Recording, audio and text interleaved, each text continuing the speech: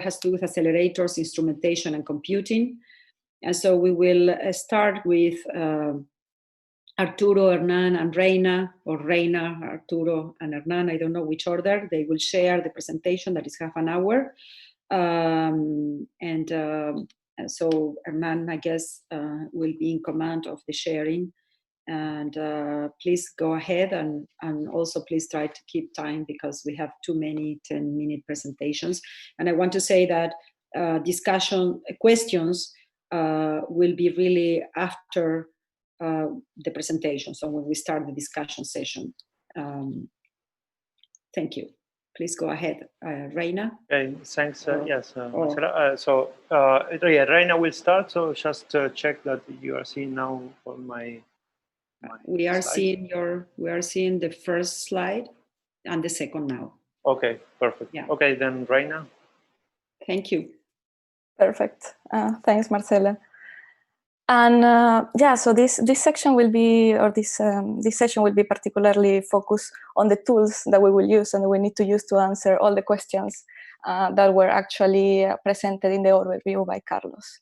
So we will focus on accelerators, instrumentations, computing, and software infrastructure. So if we go to the next one, we wanted to start thanking all the participants that sent their contributions.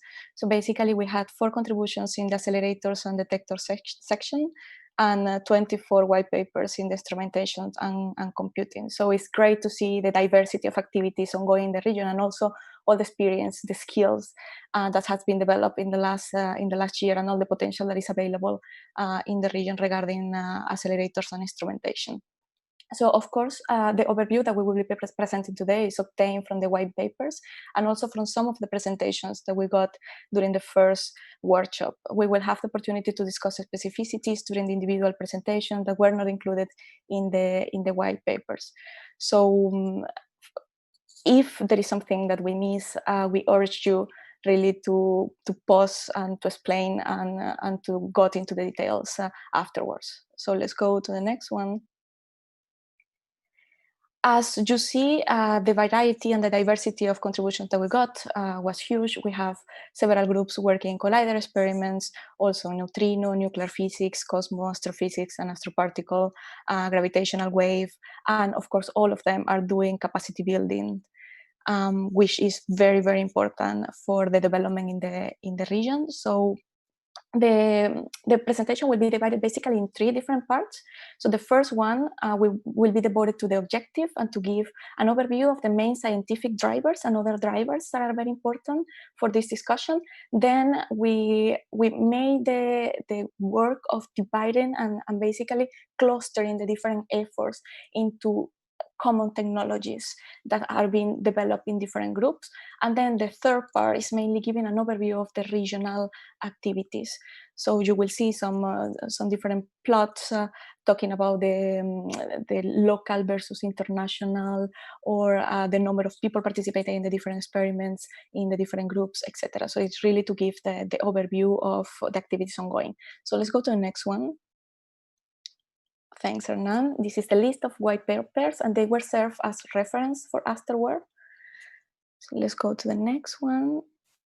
So the objective of this discussion is to bring together this network to discuss current and future scientific and technological developments in the region, discuss how to consolidate the research in high energy nuclear cosmology and astroparticle physics by extending the technical competences that we have right now, and also to discuss the different strategies that we can set up and that we want to have to move forward, taking into account, of course, the Latin American reality, the international landscape, the synergies with other fields, and the environmental and social impact of our activities.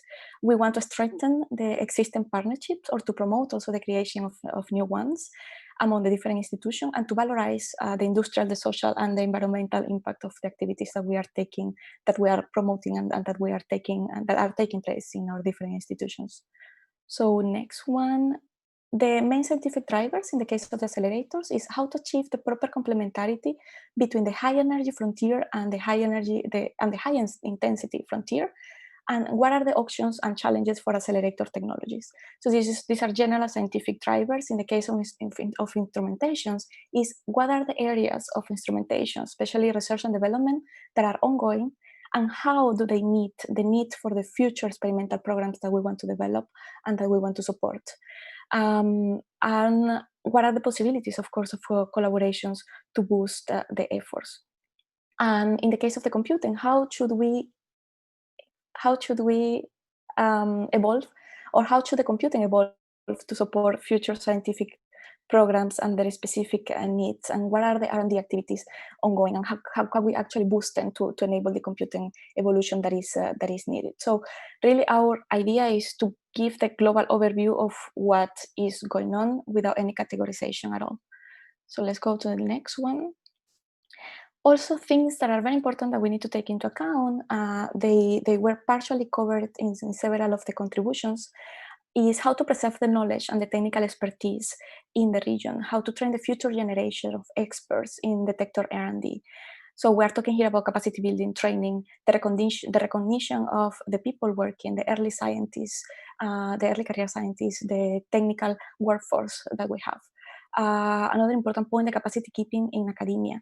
The funding stability, the need of strengthening the collaboration between the different institutions, and also the environmental and the societal impact, so links with industry, knowledge transfer, outreach communication, and and the environmental impact of the activities that we are doing. So let's go to the next one.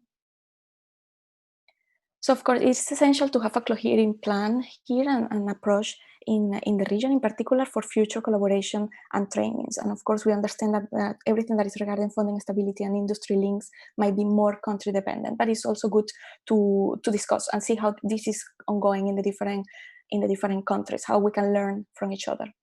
Also, one key point is that the infrastructure and the internet for performance varies a lot in the region.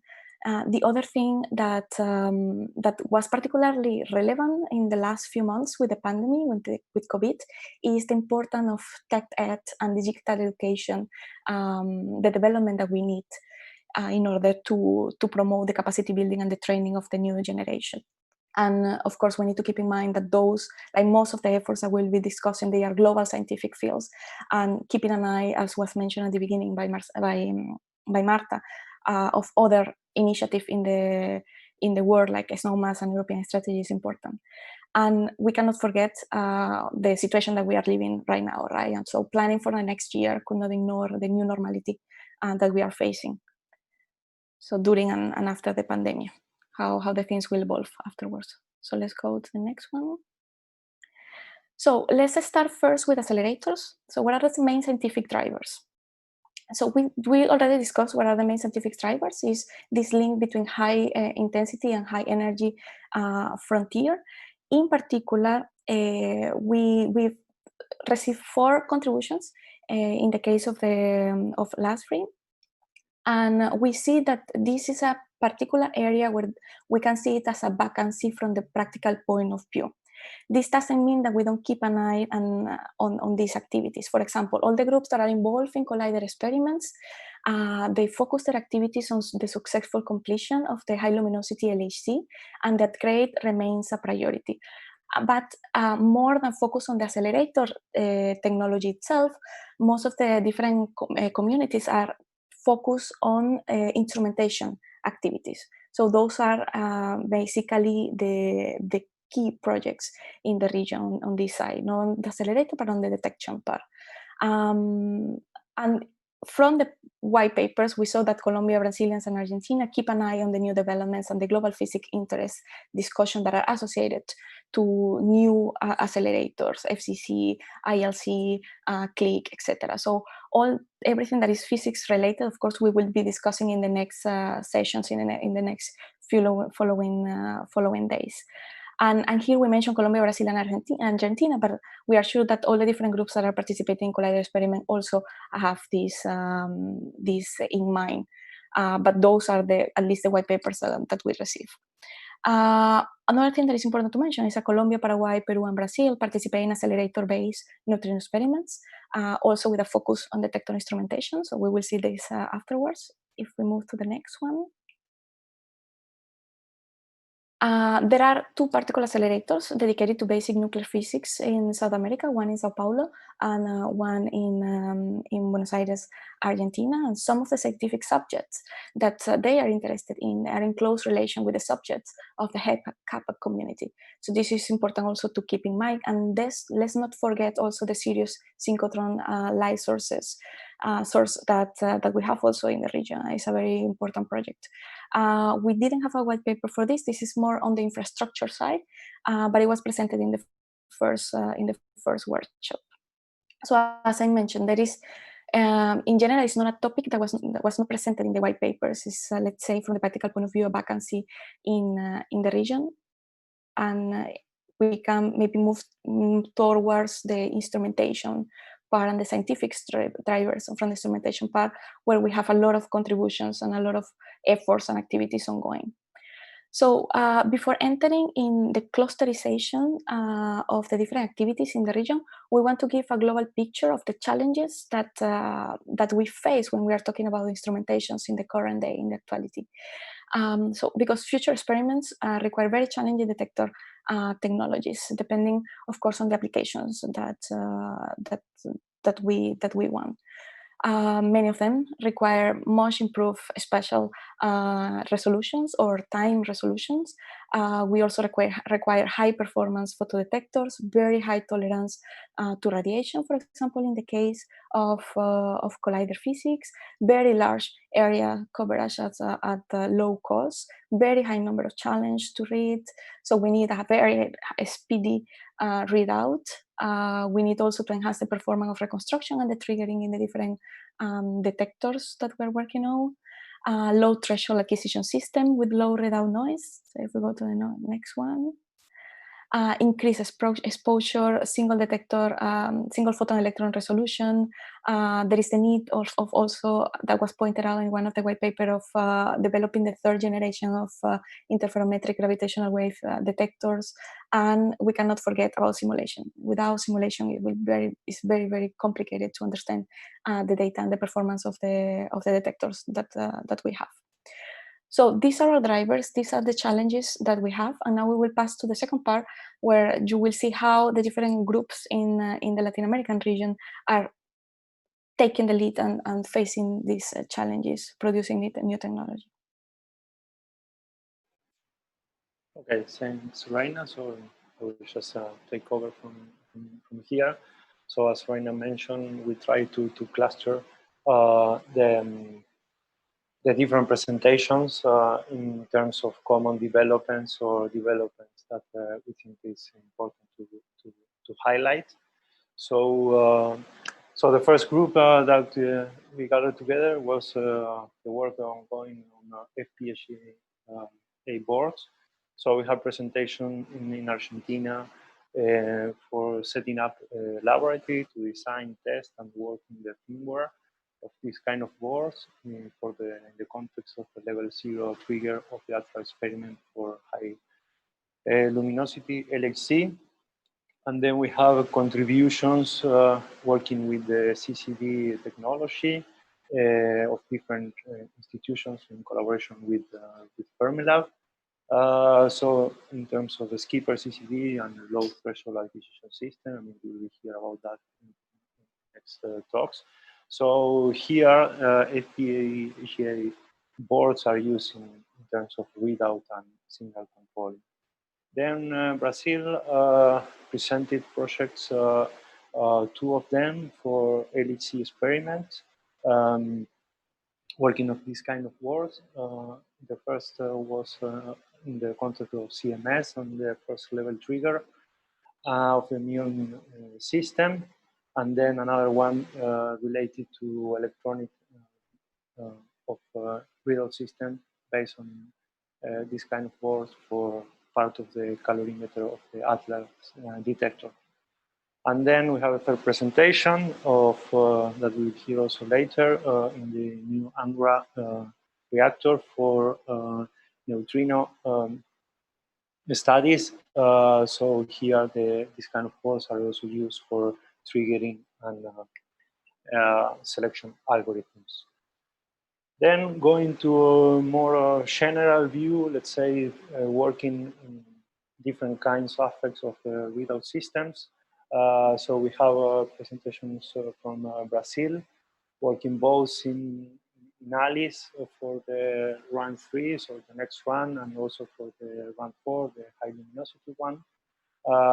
Here also in terms of time projector chambers and muon chamber readout, and for run 4, working in the upgrade of the calorimeters, working on the readout chip, so-called SAMPA chip that was developed in Brazil. And again, we have some developments in the readout strategies for Skipper-CCDs. Then we have a presentation of Colombia, also together, working together with Peru and Paraguay, that are working in the readout system of the new Dune experiment, working in the so-called Daphne boards. So the idea is to have some of these boards, prototypes ready, maybe this year or the next one. And these prototypes will be tested in facilities with collaboration with Colombia, Peru, and Paraguay engineers. Then coming back again to the CCD's technology. So here you can see that we have a collaboration between many countries in Argentina, Brazil, Mexico, Paraguay, in collaboration with Fermilabs. We can group this technology in these three kind of proposals. So there is a detector that has been already taking data in the so-called CONI experiment in the reactor in Brazil. And now they are going through a phase of upgrade with the Skipper-CCDs. And in this context of upgrade is also the proposal to install a detector in a nuclear reactor in Argentina. And then using also Skipper-CCDs, there is a proposal to do some, let's say, quantum imaging for cosmic surveys that you will hear later. Then we also find common work in so-called silicon photon multipliers. So we have Paraguay working in Dune and also in the short-term baseline detectors, also working in the cold electronics and the so-called Daphne model for digitizing the signal and readouts, and also working in the light trap Arapuca technology that we will mention later. Then Colombia is also working in, with this kind of technology, also in the context of the Dune experiment. And then Brazil is working in the so-called precursor of the CTA, the Astro Mini Array prototype. So this prototype have, let's say, camera composed of this silicon Fulton multiplier. So they will work in the construction of the camera, and also we continue the activities in the prototype and also in the full CTA detector. Then for small area PMTs, there are common works with Brazil and Chile in the context of the Juno experiment. So this experiment is going to be built in the photo counting mode of this kind of photo multiplier. So they will work in both in hardware and software for this. And in the context of the upgrade of Pierrochet, the Chef Prime, Brazil is working in the installation of these small area PMTs to upgrade the sensitivity of the Pierrochet detectors to avoid saturation of signals. Then, as I mentioned, there's a development of new technology in Brazil called the Arapuca, that is a light trap to improve the performance of the detectors of Dune and also the short baseline. So they have been working in the current prototype of Dune, and also they will work in an upgrade of the prototype, so with the so-called ex-Arapuca concept. Then going through water Cherenkov detector, this is a technology that has been largely used in Latin America. So here we have LAGO and Piroche Observatory that using kind of a similar detector. So this is a technology that had, Latin America had experience in constructing, operating, and also working in the different aspects of the upgrade. So this is a clear example, these two collaboration of large.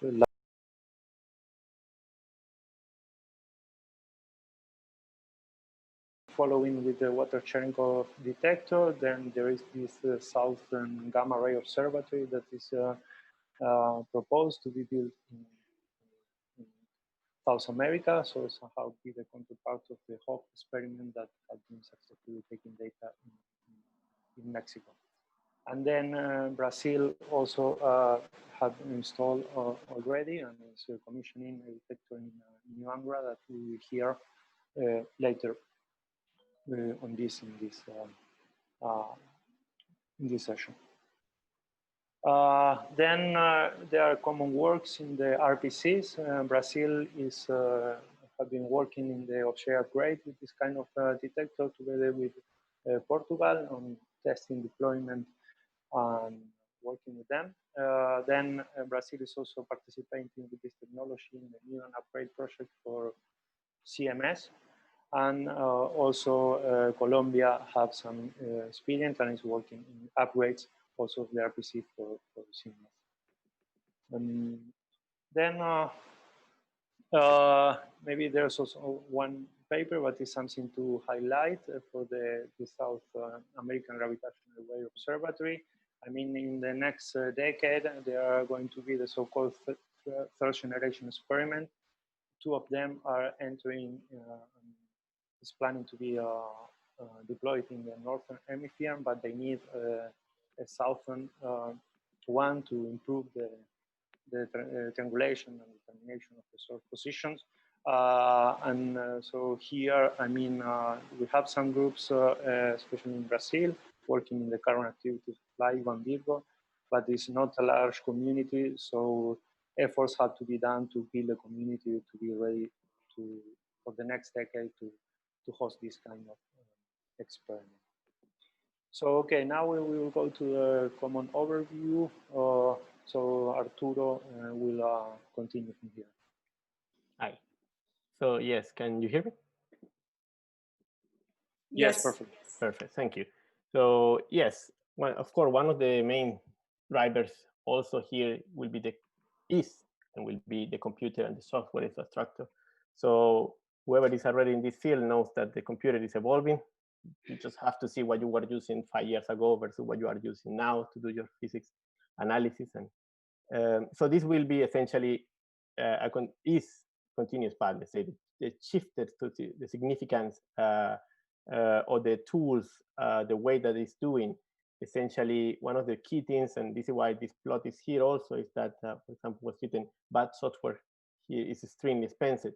That means that one of the key things that we need to keep in mind, and of course also, especially for, when you are thinking in the current but also in the future research, is that this kind of training for the software is not something that is a luxury anymore, but can impact directly in the budget, in the way that the computers are used, of course, in the proper way, in a good way. So there is a lot of projects they need to consider in terms of the detector, the shares, and development. But once again, the cost of this infrastructure, how much disk, how much memory, all these things are important, and of course, very, very close related to how we do this. Also, the data management of the experiment is crucial, especially for long life projects. You know that this kind of experiment, like the LAC, can last 20, 30, even 40 years. So the way that we are planning to host the data, to maintain it, to make it useful later on is very important. And also very important is the consideration of more and more hybrid scenarios, where let's say public and private means volunteer or can be even commercial resources, and put it together to manage this computer challenge in similar way like I have been done, for example, for the hardware. When you have collaboration with the industry, similar way is starting to appear. It's a couple of years now here. If you go into the next slide. So one of the the question to us is how this scientific community evolve and support any future scientific program, and let's say the overall needs, not only those that are very specific for the experiment, but also the fact that more and more experiments, more and more research are cross experiment. So you can imagine, and this is, for example, one of the reasons why this nice picture, I invite you to go to the link also later on, where you can see that there is macro projects, computer macro projects that are assisting more than one experiment. So of course, many of us already know this. Let's say there are developments that are transferred to different experiments, and we need to know which one we can join, support, or even develop, in order to harmonize all these resources and techniques. So the idea is very simple. As most generic tools we have, less things are, let's say, less things are more specific. We can profit of the knowledge of other people also, and of course, it's very important at this point, the protocols and the software development has to put in front of them. Let's say one of the objectives is the reproducibility that has to be inside, almost inside the design of the software and the computer resource. So in the next slide. So in terms of the contribution, the specific contribution that we have, for example, in computer and data management, you can see here a couple of examples coming both from Brazil, that essentially for experiment Connie and Alice, where if you read both, essentially what is happening is that they are using their infrastructure to store the data, to process the data, of course, as part of this larger collaboration. So something that also we will see, we already know for many years, in large experiments, but it will be more and more important to essentially connect their local resources to a larger infrastructure, and doing this in a reproducible way, in a way that is manageable for our own expertise with our known expert. It will be very important. So, for example, here is the example of the Alice also, where this group is using part of their computer infrastructure, of course, to give in the share part of the entire experiment, but also important to highlight, for example, that part of the processor capacity is used by local users, and this is also very important. We have to keep in mind that many of the users, we want to use our own infrastructure, but that means that our infrastructure has to be in shape with respect to the larger experiment. So the next slide. Here, and few of the slides later on are basically simple consideration of the different web papers. So let's say counting keywords and something that maybe can give you some insight of what we see overall in all the proposals that we got. So for example, just to give an idea, these are on the right, this cake, let's say this done simply shows the contribution by country, let's say where we find countries that have the name there. Of course, some of them are joint efforts, so Brazil, Argentina together, Brazil, Ecuador, Venezuela, Ecuador, etc. We will show you another plot. But we wanted to show you here how it is distributed, let's say, in terms of the country. Also, in terms of the category, it's very clear that most of the, let's say, the proposals are inside what the keywords that we put there into the instrumentation and computer. Also, there are, let's say, specific contribution in the accelerator and detector development, and both, accelerator and detector plus the instrumentation and the computing. So all these contribution together. So going to the next. So another count that we did, again, with ideas to see what we can get from this is essentially counting the number of authors, co-authors, or people that was listed as interested in each of the white paper. And as you can see, there are very small groups, but also one of the things that you can see, there is no huge difference, okay? There are groups of 10, 20, 50 people, so we are in, let's say, order of magnitude, basically. So this was essentially to understand who is proposing in terms of the number of people here. And of course, once again, it's just the people that, in our understanding, is directly involved in the white paper. So of course, that's obvious, the fact that many of these white papers are inside much bigger contribution of hundreds or even thousands of members, no? But what is here is what we got inside the PDF. And also, I think one of the nice observation that we can see here is that in total, almost 300 people give feedback to the white paper in cell. And I think this was an important number to highlight, because even when you count, 20, 40, 50 white paper, that these are really good number for what the opinions of the expert before.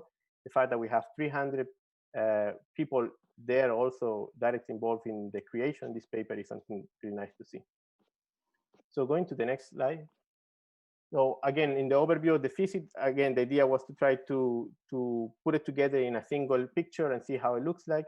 So what you can see here, of course, we saw fundamental colliders, fundamental fixes from standard model, beyond standard models, dark matter, neutrinos.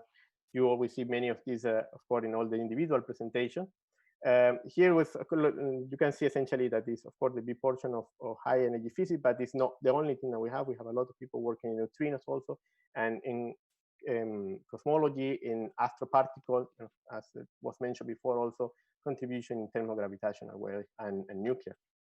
So it's a broad physics program, but at the same time a pragmatic approach of how the science, say, as a global community is going for all these different challenges in large scale projects. Going to the next one. Here also, one of the things that we did was essentially count experiments. So the idea is that, of course, for example, you have groups that are working in or particular countries that are working in 4 of the largest, the large LHC experiments. Okay, so these are we counted like a LHC all, even when we know that are not all experiments in LHC, but let's say the 4 large ones. But also dedicated groups to a single experiment, like for example Atlas or Juno, or several people working with Connie. So again, the idea was have this a summary plot, let's say summary of all the different projects. And once again, this shows something that we already know, that we are a very heterogeneous people in terms of groups, countries, and also the different experiments involved. Going to the next one. So and another, let's say, way to see about the proposals. So this plot reflects the submitted by country. Again, in this case, we can appreciate also the different collaboration. What I mean is, for example, we have contribution, of course, from Colombia, Peru, Ecuador, and Venezuela together. So they, as a country, put, let's say, as member of these different countries, presenting a proposal. Other Brazil, and of course partner from the, let's say, outside the region, also Brazil and Chile, Argentina, and international partners also. So once again, to try to identify any pattern or something that can help us to have an overview of the community itself. Also, as was mentioned before, for example, we wanted to highlight the presence of Andes as this regional major project that is in the planning phase right now. And it will be a dedicated presentation from this tomorrow. So of course, please, let's all be there for that. But it's something that is relevant to have into account.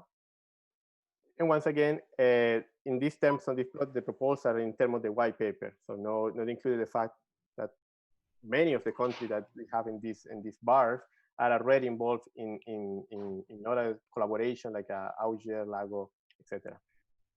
So going to the next slide. Arturo, are you wrapping up? Yes, yes, I have one. Good. So, sorry. What is important here is, of course, that we want to try to trigger the conversation about the synergies with the neighboring field.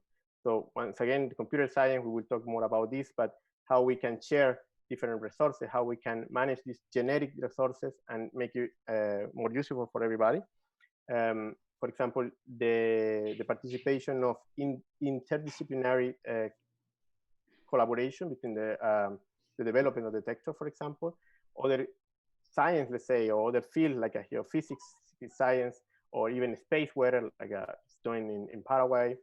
Of course, other more obvious also, like in physics, in medical physics, biology, etc. and even dedicated infrastructure, sorry, like it's done in the several reactors they are in Argentina. So the next slide, please. Again, moving to the presentations, the idea is that we keep in mind different ideas for the end, what are the scientific drivers, what are the relation with the global scientific driver, the time scale, the main power, the challenge, obviously, that we will face, the possibility of collaboration, say, intra-region for also oxide, once we heard to the different proposals, and the knowledge transfer and how this obviously impact the society in several ways. Always keeping in mind the environmental environment. So please, let's look forward for the individual the presentation right now, the white paper. Okay, thank you, Arturo. Because of time, we are going to move to these questions at the end of this session with the questions. I just observed in the topics list, you have HEP, and then you have things like neutrinos. I suppose that in HEP you are meaning colliders, correct? Yes, yes, yes, sure. Okay, so another controversial thing, like astro and a gamma can be together. So, no, because HEP is, I would call it more. Sorry. Yeah.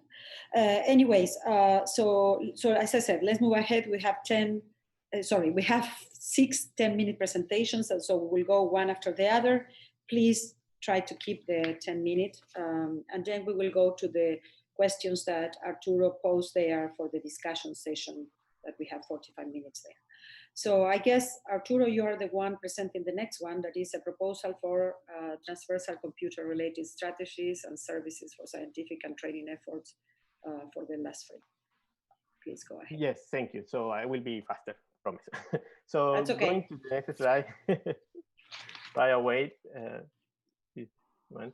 So of course, one of the key ideas of all these proposals, let's say, or this trigger of the conversation, once again, something that we all know, is that many aspects of this experiment will involve a lot of computer and even more a lot of software development. Okay.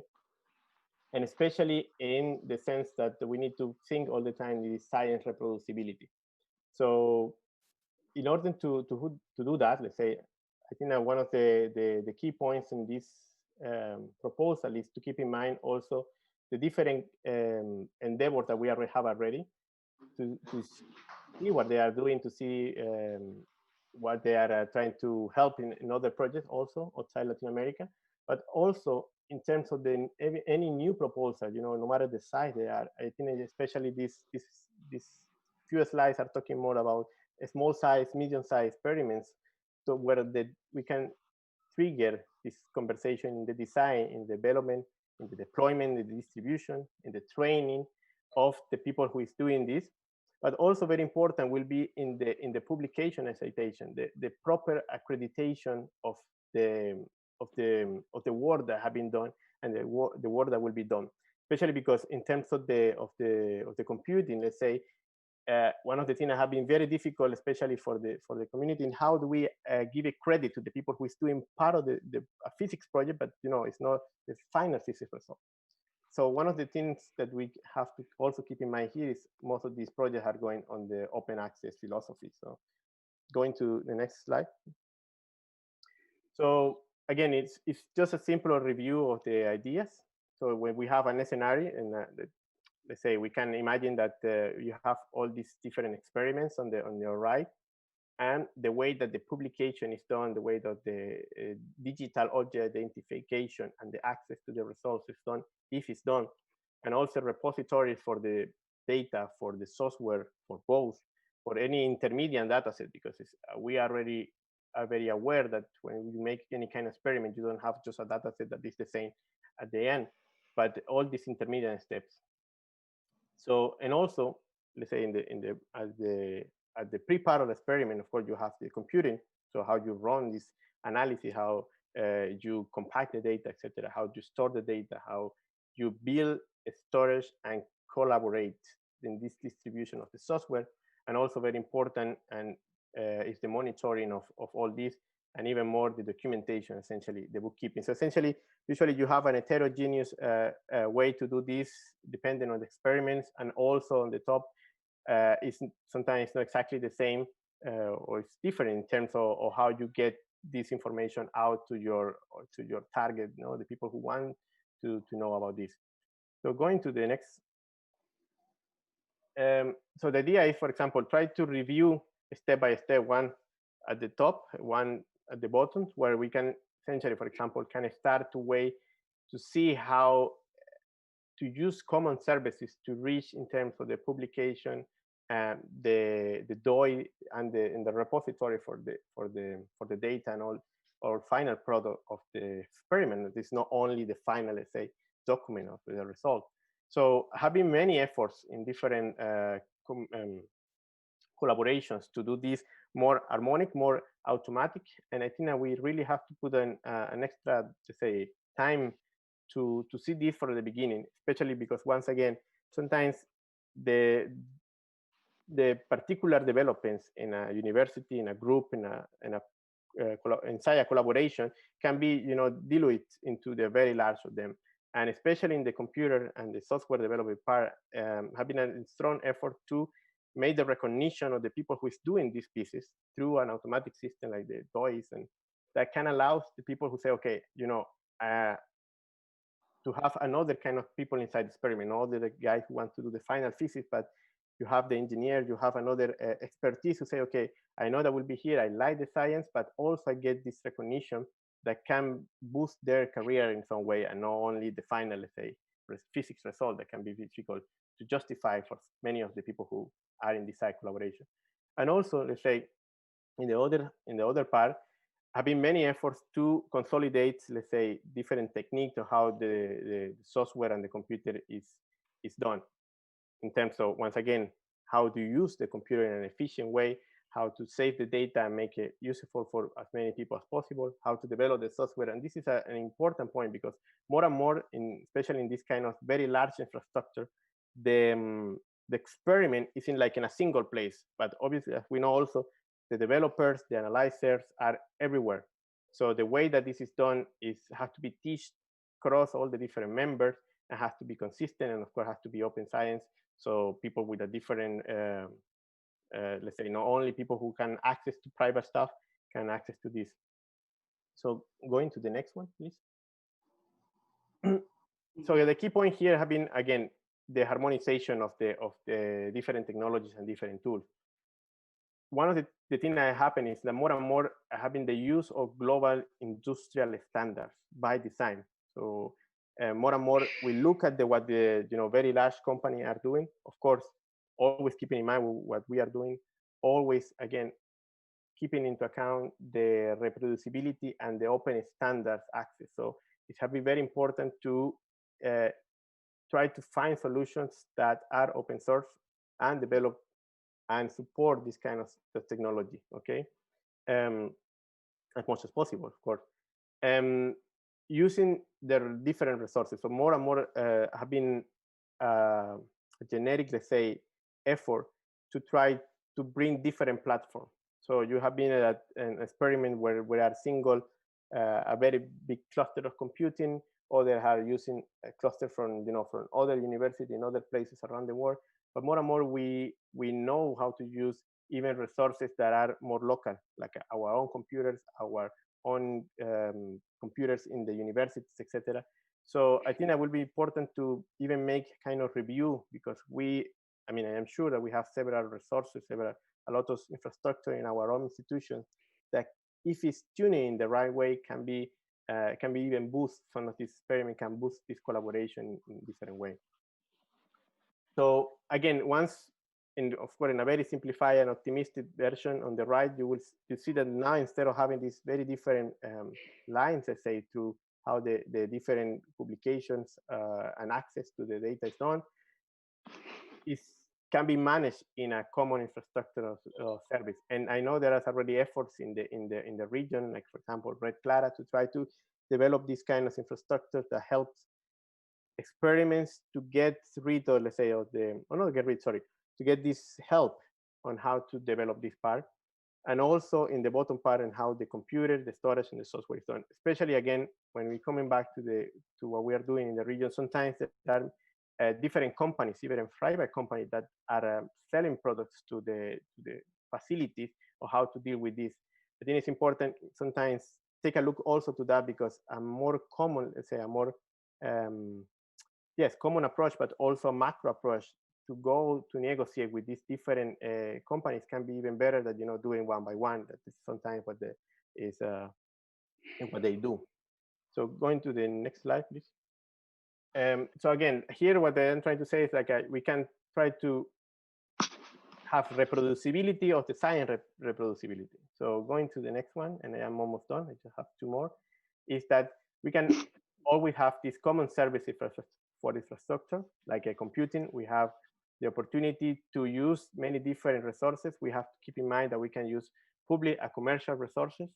Volunteering computer is something that is more and more powerful. Why? Because many people have computer in their own home, and the computers, even for the commodity computers, are very powerful, and we can take advantage of that. And many other details in terms of the monitoring and storage, and also obviously the software and the training for that.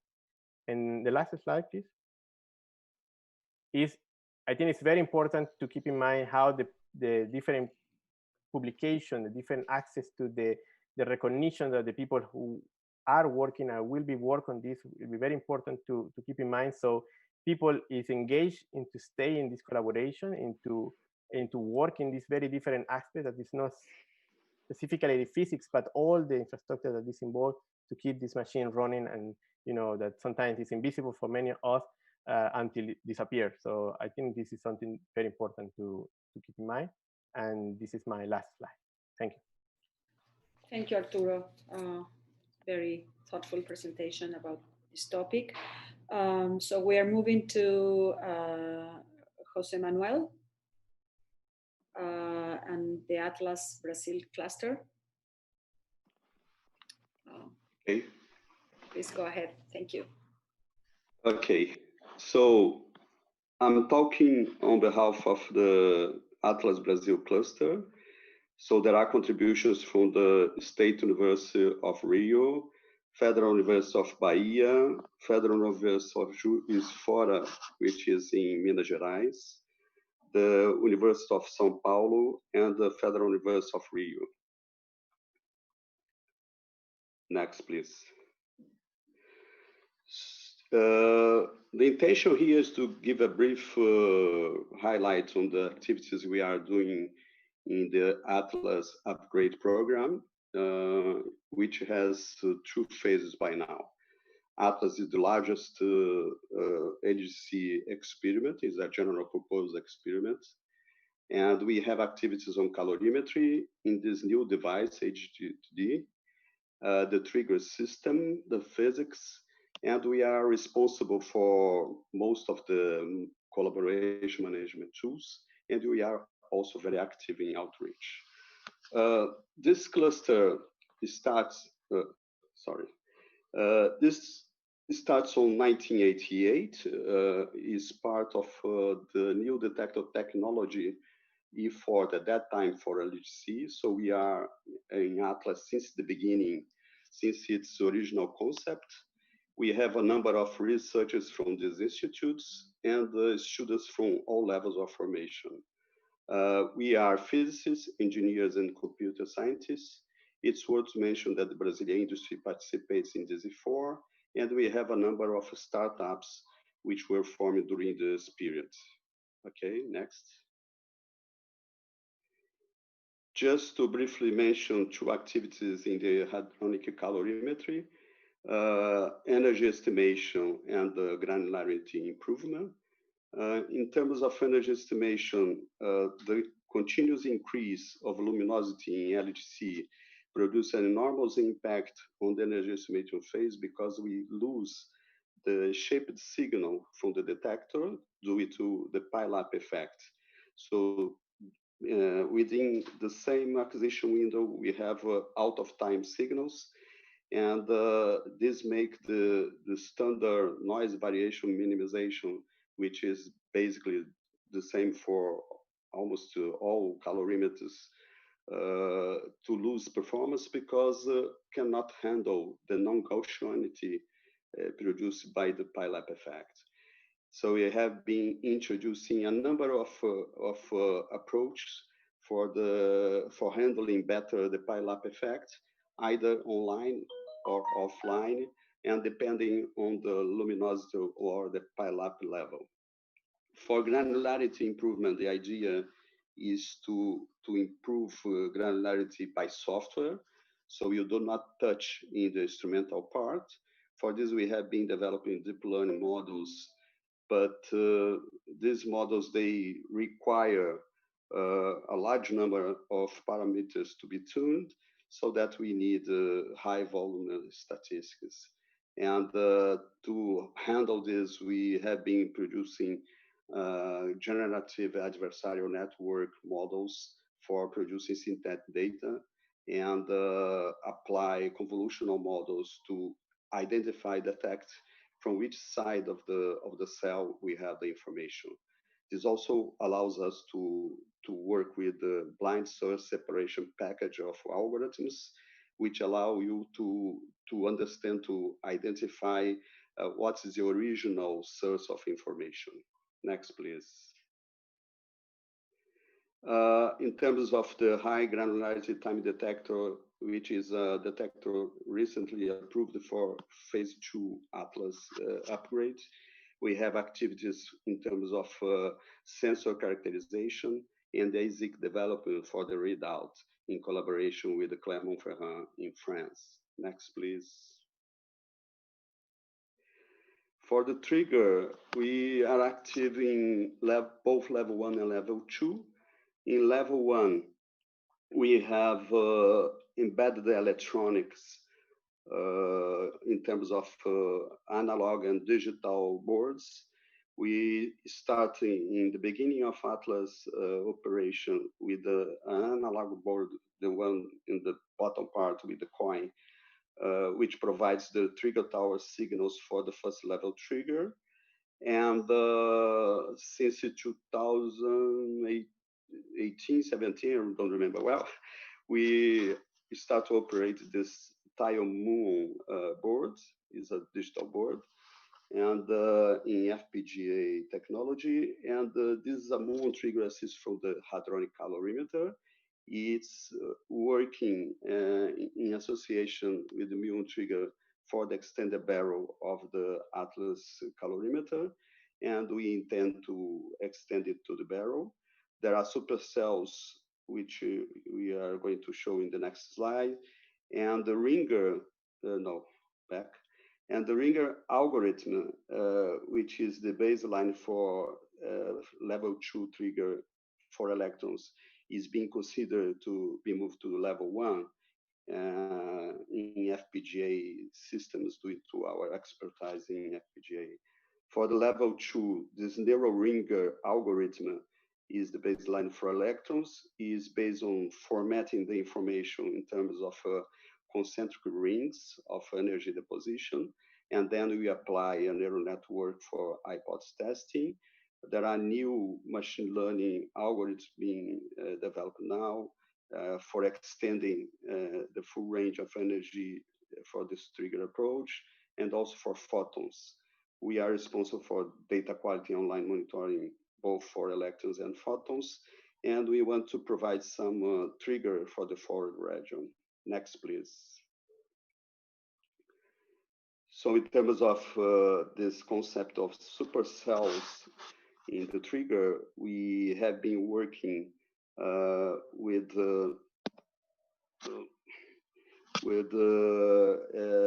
radiation tolerance of the devices. Next, please.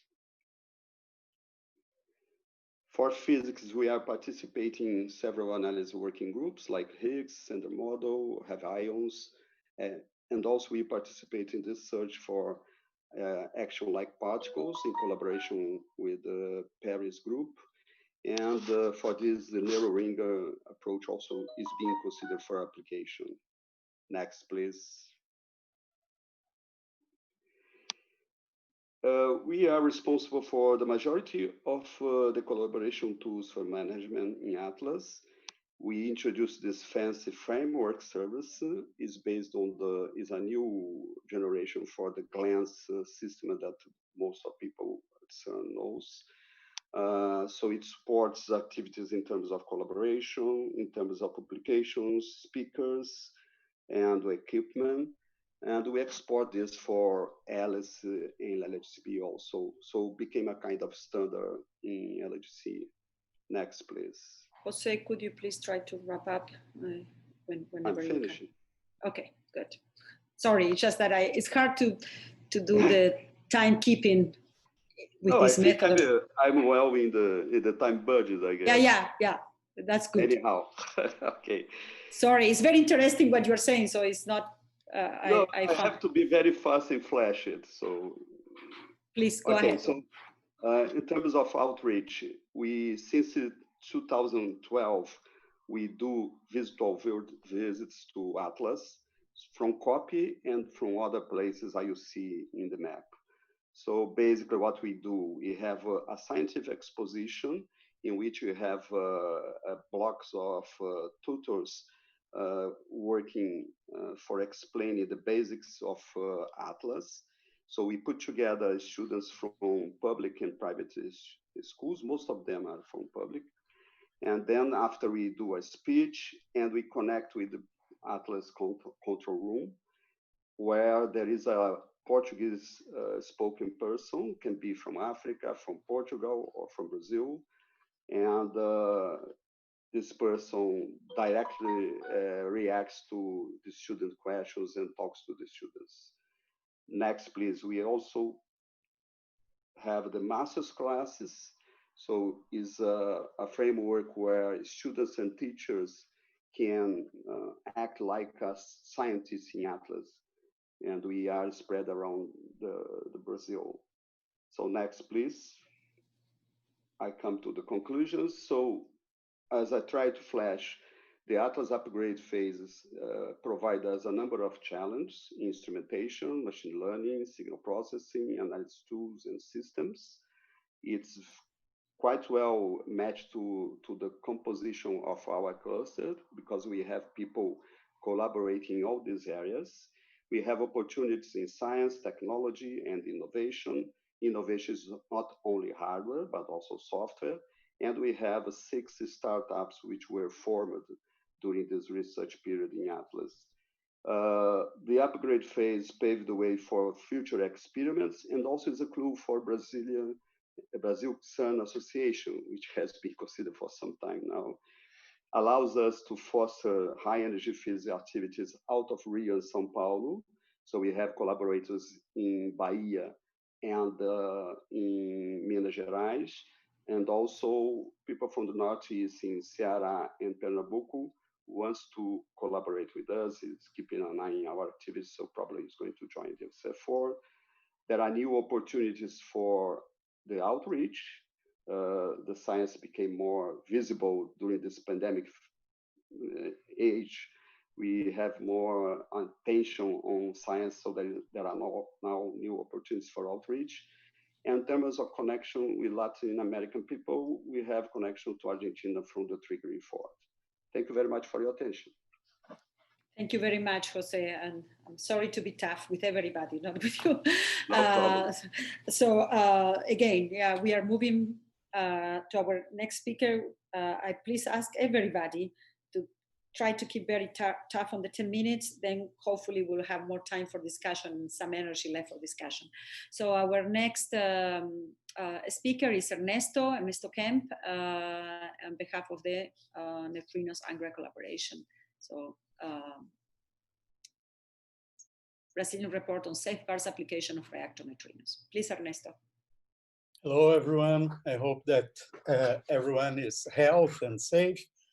So I would like to thanks for the organization to give us, for the Neutrinos Angra collaboration, the opportunity to discuss how we can apply the neutrino detectors in the context of nuclear safeguards applications. So let me show you a couple of slides on this context. There are, so next, please. Another one more. Thanks.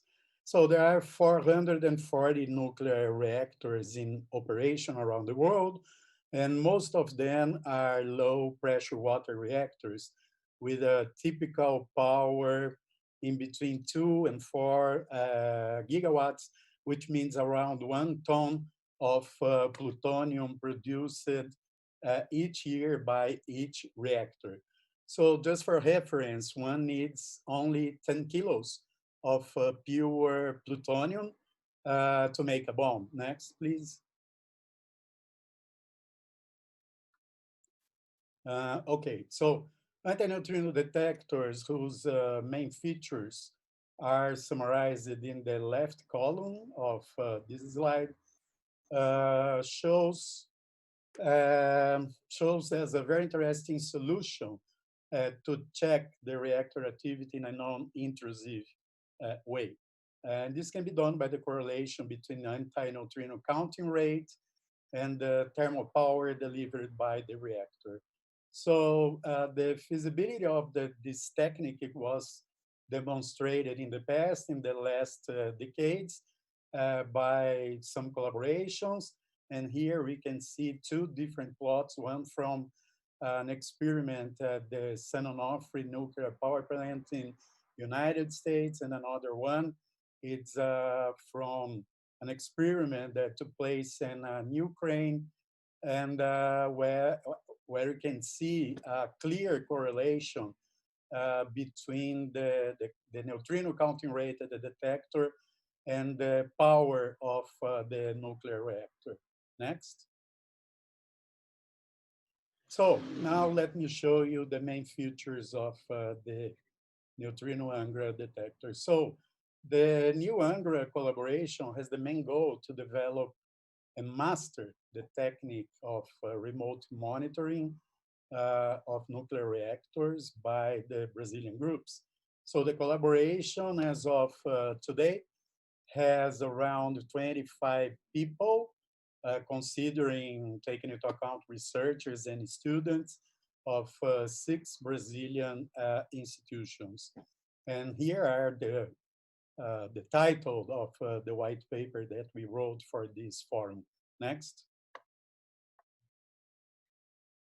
The neutrino laboratory was built inside the Angra power plant on a commercial container adapted for scientific use. So the lab is leaning against the wall of the containment dome of the reactor. It just touches the wall. And I have to emphasize, as you can see here in the layout of the laboratory, that we are sharing the space with the CONI experiment.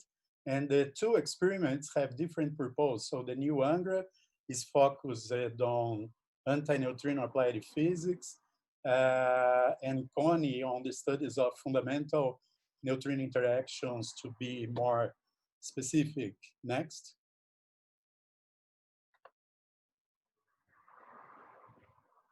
So let me profit to show some pictures of the CONI experiment inside the lab.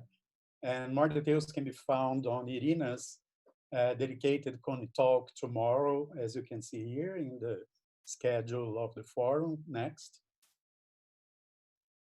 So the neutrinos Angra physical principle to identify and thus count antineutrinos from the reactor is through the inverse beta decay events, which can be tagged by combining the signatures of energy and time of this specific interaction. So the new Angra is a water Cherenkov detector made by 4 concentric wise volumes, and each one has a different purpose. So we have the main neutrino target in the center, surrounded by external background vetoes, and the design, development, construction of the detector was totally made in Brazil by the collaboration. Next. And here I show a scheme of the detector electronics. So the new Angra electronics comprise signal conditioning, which are the front-end boards in the lower crate of this picture. And energy and time measurements are performed by the DAQ boards that are housed by the upper crate in that picture. And the whole DAQ system is chained with the event builder, the primary storage, and the link to external data repositories. And the front end and data acquisition systems were entirely designed, developed, and built in Brazil, both its hardware and firmware, all done by the collaboration members. And also the software required by the experimental operations was developed by our collaborators. Next, please. Here are a few pictures from different stages of the installation and commissioning phases of the Angra detector at the Angra site by the end of 2017. So the installation made use of an external clean tent and also had the cooperation from the electronuclear staff, technical people, and their equipment like heavy lifting carts, cranes, and all the necessary tooling that we needed at that time. And electronuclear cooperation was essential to the installation success. Next, please. So just to touch in some technical features of the operation, here we have, I showed the ability of our system to control the detector again at a single photoelectron level by adjustments on the high voltage system. And the plot showed the individual single photoelectron spectra before and after the calibration campaign. Next, please. This is a remarkable result from the commissioning phase. So the plot shows the long-term stability achieved by our apparatus, pointing to drifts in counting rates that are less than 10 to the minus 3% a long time. Next. Here I show you one of our main tools for data analysis, that is the analysis of the time distribution between consecutive events. From this distribution up to now, we could identify 3 different and important components on the detector, in the detector signals. So the first is the signature of the neutron captures in gadolinium with a time constant, with a measured time constant around 12 microseconds, which is very close to the 15 microseconds expected from the gadolinium concentration that we have used in the detector's filling water. So the other 2 components are the mu on the case with a measured 1.9 microseconds and uncorrelated background that are most likely come from fast neutrons of the environment. So it's important to say that the time constant that we have obtained with this analysis were made by a simultaneous and unconstrained fit of the data. Next. 9 minutes have passed, so that you know. Okay. No, I'm closing.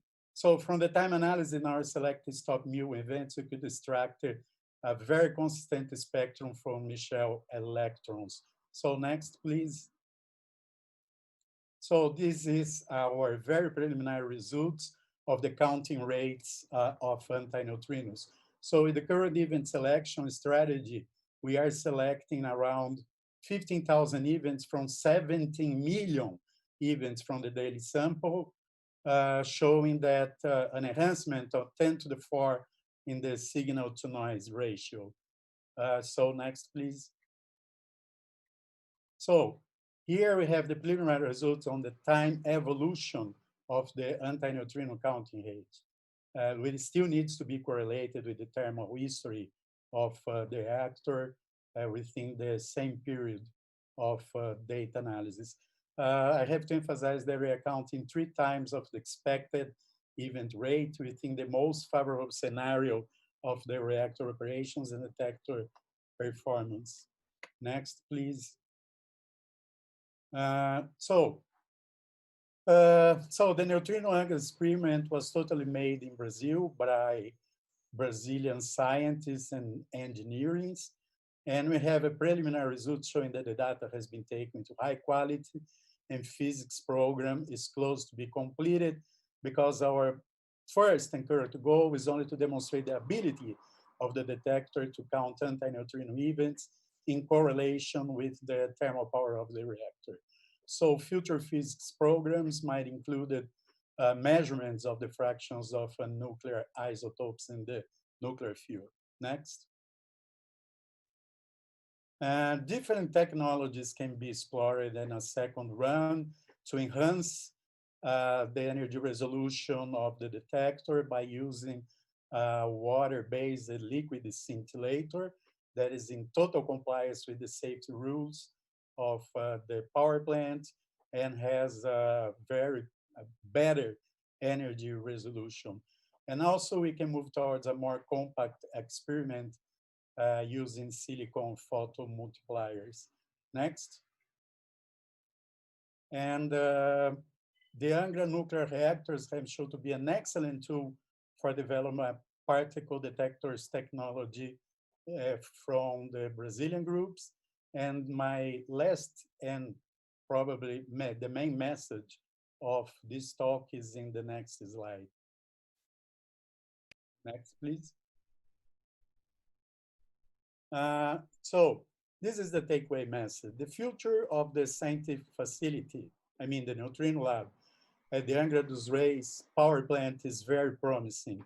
The 2 collaborations running experiments, the neutrinos Angra and Coney, have successfully demonstrated the feasibility to conduct high-level and rather complex experiments in cooperation with the power plant operator. So we do hope that the neutrino lab in Angra dos Reis can insert Latin American groups in the world map of research facilities in particle physics. Last slide, please. Thanks, everyone. And I would like to make a special acknowledge for the electronuclear staff whose cooperation was essential for the success of our experiment. Thank you.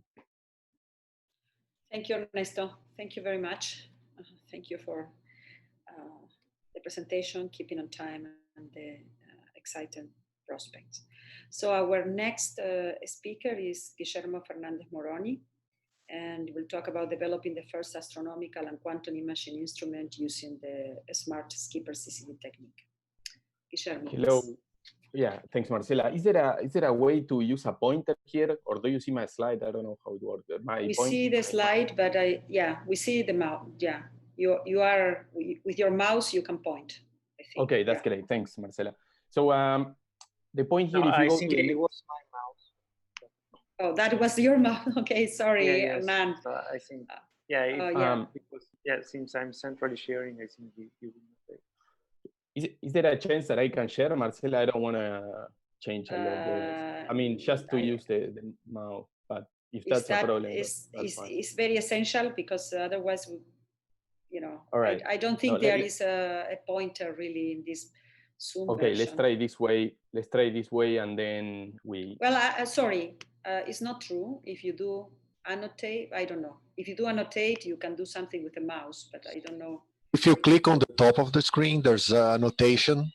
Oh, mouse. Yeah. Yeah. Then you have a mouse there. Yeah. Yeah. Can you see my mouse? No. I'm doing circles. No. Okay. No, I don't know, because we are. Yeah, I don't know. I'm sorry. That's fine. No, that's fine. Should be working, because this is for people to share, but I don't know why it's not working. Okay. All right. Okay. I will start then. Maybe, no. Maybe, sorry, I think, you see me now, I did something. Yes. So you can do this arrow, but I don't know how that works. Yeah, I'm trying to draw lines. I see your lines. I don't know if you see mine. Yes. I'm trying to, okay, that's great. The mouse would be the best, but I don't know how that works.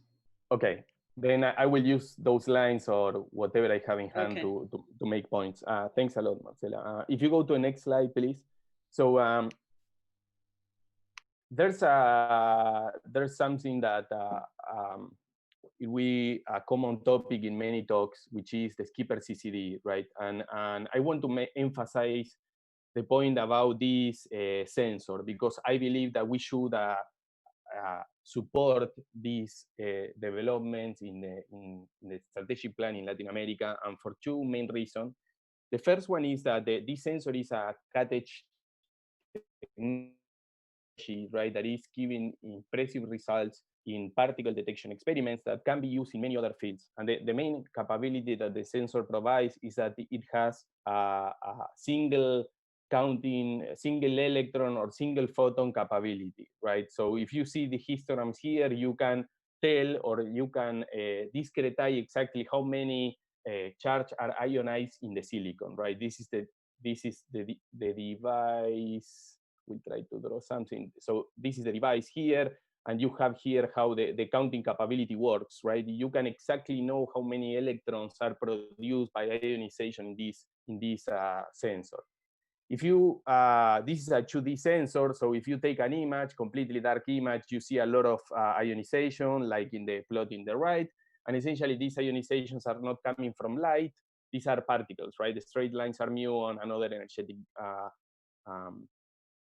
electrons, right? Like this thing wheeling around. But the important thing is that you have the capability to see these guys, which are just one single electron depositions in the silicon. And this provides a tremendous advantage compared to other technologies, particle detection, because it allows you to set thresholds around in the electron volt scale for deposited energy, right? So the idea here is that we should push this technology in Latin America for this reason, and also because it has been like created or generated or been a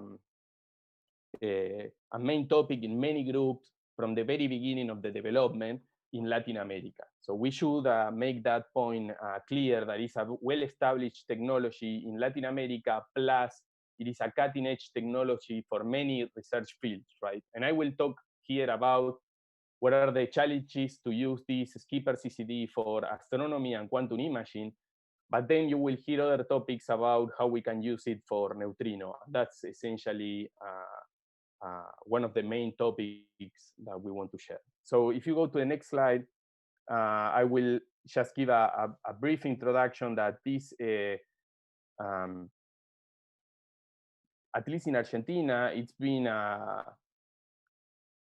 the development of this technology has been taken in 3 institutions: Buenos Aires, Bahía Blanca, and Bariloche.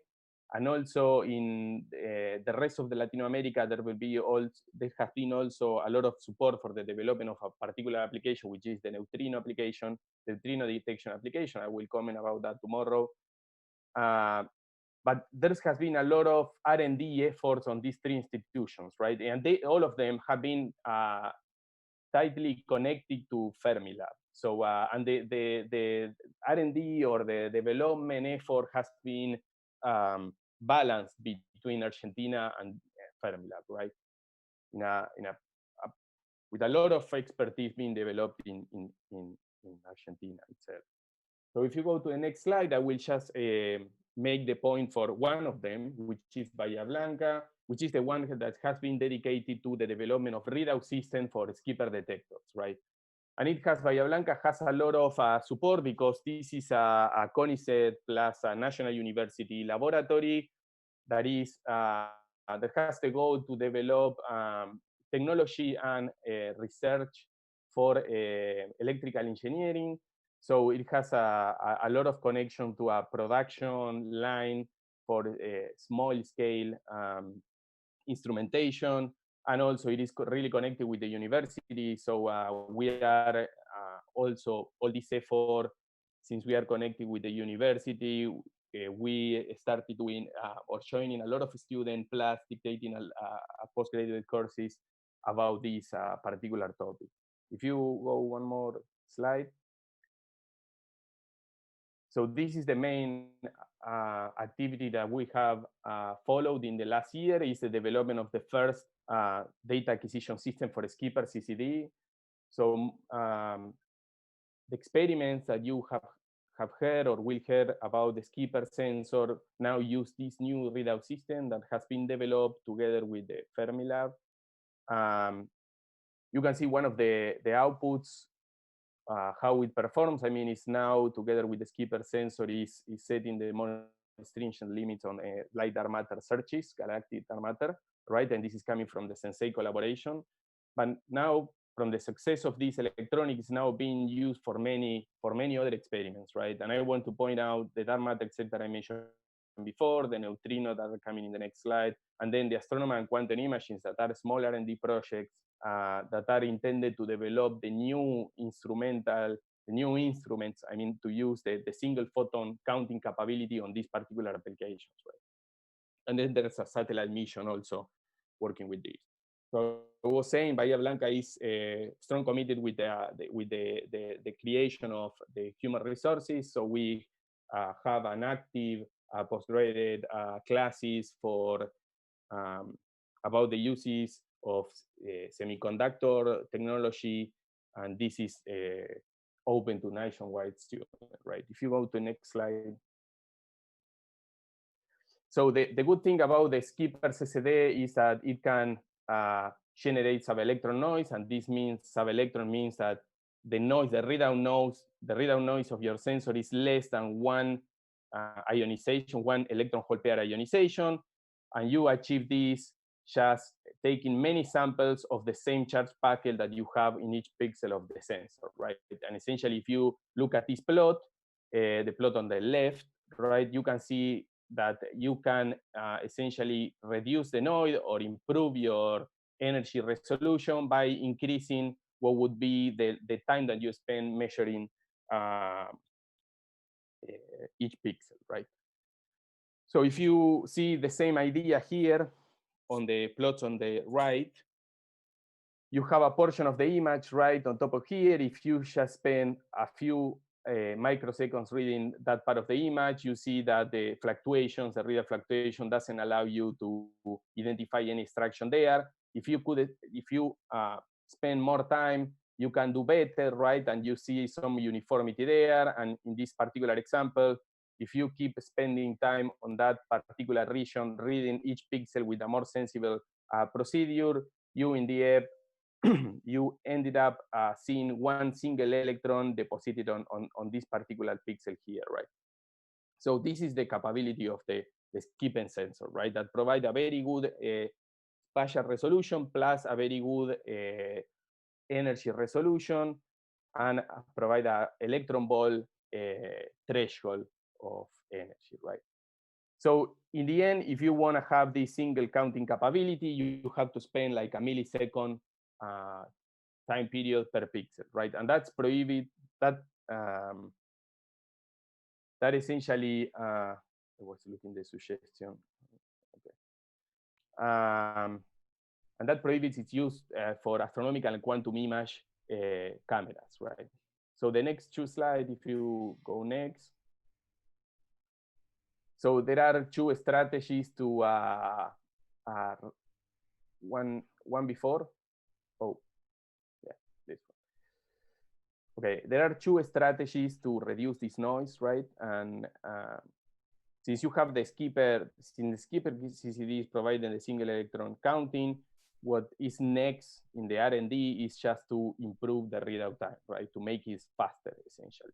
So these are the two approaches that we are following, in particular in this institution, in Bahía Blanca. But let me tell you again that this is a joint effort between Bariloche, Buenos Aires, and Bahía Blanca, and also with a lot of partnership with other Latin American institutions. And you will see that connection more clear for the neutrino application. So the first... sorry, Guillermo, 9 minutes are gone. Okay. So the first approach is to increase the number of channels, right? To divide the Skipper-CCD in more regions and to have more channels looking and more pixels at the same time. So you have more, you will have many parallel channels working at the same time. This requires a lot of distributed electronic design, right? And most of it will be called together with the sensor. And that's the tricky part about this development. And the new development, the second approach is to, and I will finish with that one. Go to the next slide, please. Is to give some intelligence to the readout system and select what would be the optimum time to spend on each pixel, right, during the readout. So you evaluate a pixel. If that pixel doesn't have an important information, because you know that corresponds to a particular region in the sensor, or because the charge packet that is carrying that particular pixel is not interesting, that interesting, or is coming with other errors from the physical source, you can avoid spending a lot of time reading that particular pixel, and you can speed up a lot the process. So this is how it works. You can see the difference here in the picture on the left. We will see that you can see the word Smart Skipper, where there the sensitivity is higher, but you can specifically select what are the regions that you want to have a very increased sensitivity. And then if you look at the right, the idea also looking at the pixel information, it is exercise for a spectrograph imager, right, where each line on this on the first black and white image correspond to photon spectra of a given galaxy. But if you give this intelligence to the Skipper-CCD, you can then optimize what would be the number of samples that you have to read that particular image or that particular set of galaxies optimally with the Skipper-CCD, and to reduce the readout time 100 times, right? So that's the final point that I wanted to make. And so if you go to the next slide, just to summarize, I have the conclusions. So the idea here is, again, to emphasize the fact that we should push for the use of the Skipper technology as a R&D technology for many fields, right? Not only for astronomy, quantum imaging, neutrinos, dark matter, that are the main topics that you will see here on this presentation. Also, it can be applied to other fields that are far away, like biology, making a very sensitive microscopes and so on. So we should put a lot of attention on that. And there are a lot of expertise in Argentina and in the rest of Latin America. So we should support these groups, right, that now have been trying to get support from individual efforts, right? We can make a very collaborative effort, right? Understanding what are the limitations in budget that we have in Latin America, right? So I think that we can collaboratively and in a complemented way, we can make this Skipper-CCD to grow much more in our countries, right? So, and that's the final point that I wanted to make. Okay, thank you, Guillermo. Looks really a very interesting area to put more efforts into. Of course, it's dear to my heart, close to Fermilab. So, okay, we move on. Our next speaker is Ulises Barres de Almeida, talking about the Southern Wide-Field Gamma Ray Observatory. Again, I will say 9 minutes to go when you are there. Ulises, thank you. Please go ahead. Hi, good afternoon. Thank you very much. I would like to talk to you about the Southern Wide-Field Gamma Ray Observatory, which is a new proposal for an experiment in the Southern Hemisphere for very high energy gamma ray observations. And of course, I'm doing this here together with my friend Edwin Rovero and on behalf of the SWGO collaboration. Next slide, please. So as you might well know, there is complementary techniques for the observation of gamma rays from the ground. Basically, they rely on the observation of the Cherenkov light from the atmosphere, from the showers generated by the incoming gamma rays. or they focus on detecting the particles in these showers directly. So this separates the techniques between the atmospheric Cherenkov technique and the particle detector arrays. And they are really complementary in the sense that the Cherenkov telescopes, they are pointing instruments. They have a few degrees of field of view, and they are able to go to very low energy threshold, tens of GeV, with very good energy and angular resolution. Whereas the particle detectors, they are wide field instruments, so they are observing the whole available sky all the time. So it's the radian aperture, and they are therefore very good for long exposure and accurate background determination. The energy range, though, is the threshold is a bit higher at the level of hundreds of GeV, and therefore they're complementary also in this respect. And another important thing is that the duty cycles of the atmospheric Cherenkov telescopes is known to be small. So only something like 20–25% of the time over the whole year can be observed, can be used for observations, whereas the particle detectors, they have 100% of duty cycle. Next slide, please. Another important thing is that although the Cherenkov telescopes are scattered over both hemispheres, so you have HES in the south, and you are going to have CTA in both hemispheres very soon. The particle detectors, they are all concentrated at the moment in the northern hemisphere. So you have the HAWK telescope, the HAWK array in Mexico, and you have an advanced stage already of construction, the LASO array in China. But all the southern sky is still up for grabs, let's say, and in particularly the access, because of that, to the Fermi bubbles and the galactic center and most of the galactic plane is still open for investigation at these energy ranges. So such an observatory in the south is really a missing piece in the high energy astrophysics and astroparticle physics realm of experiments. If you go to the next slide, please.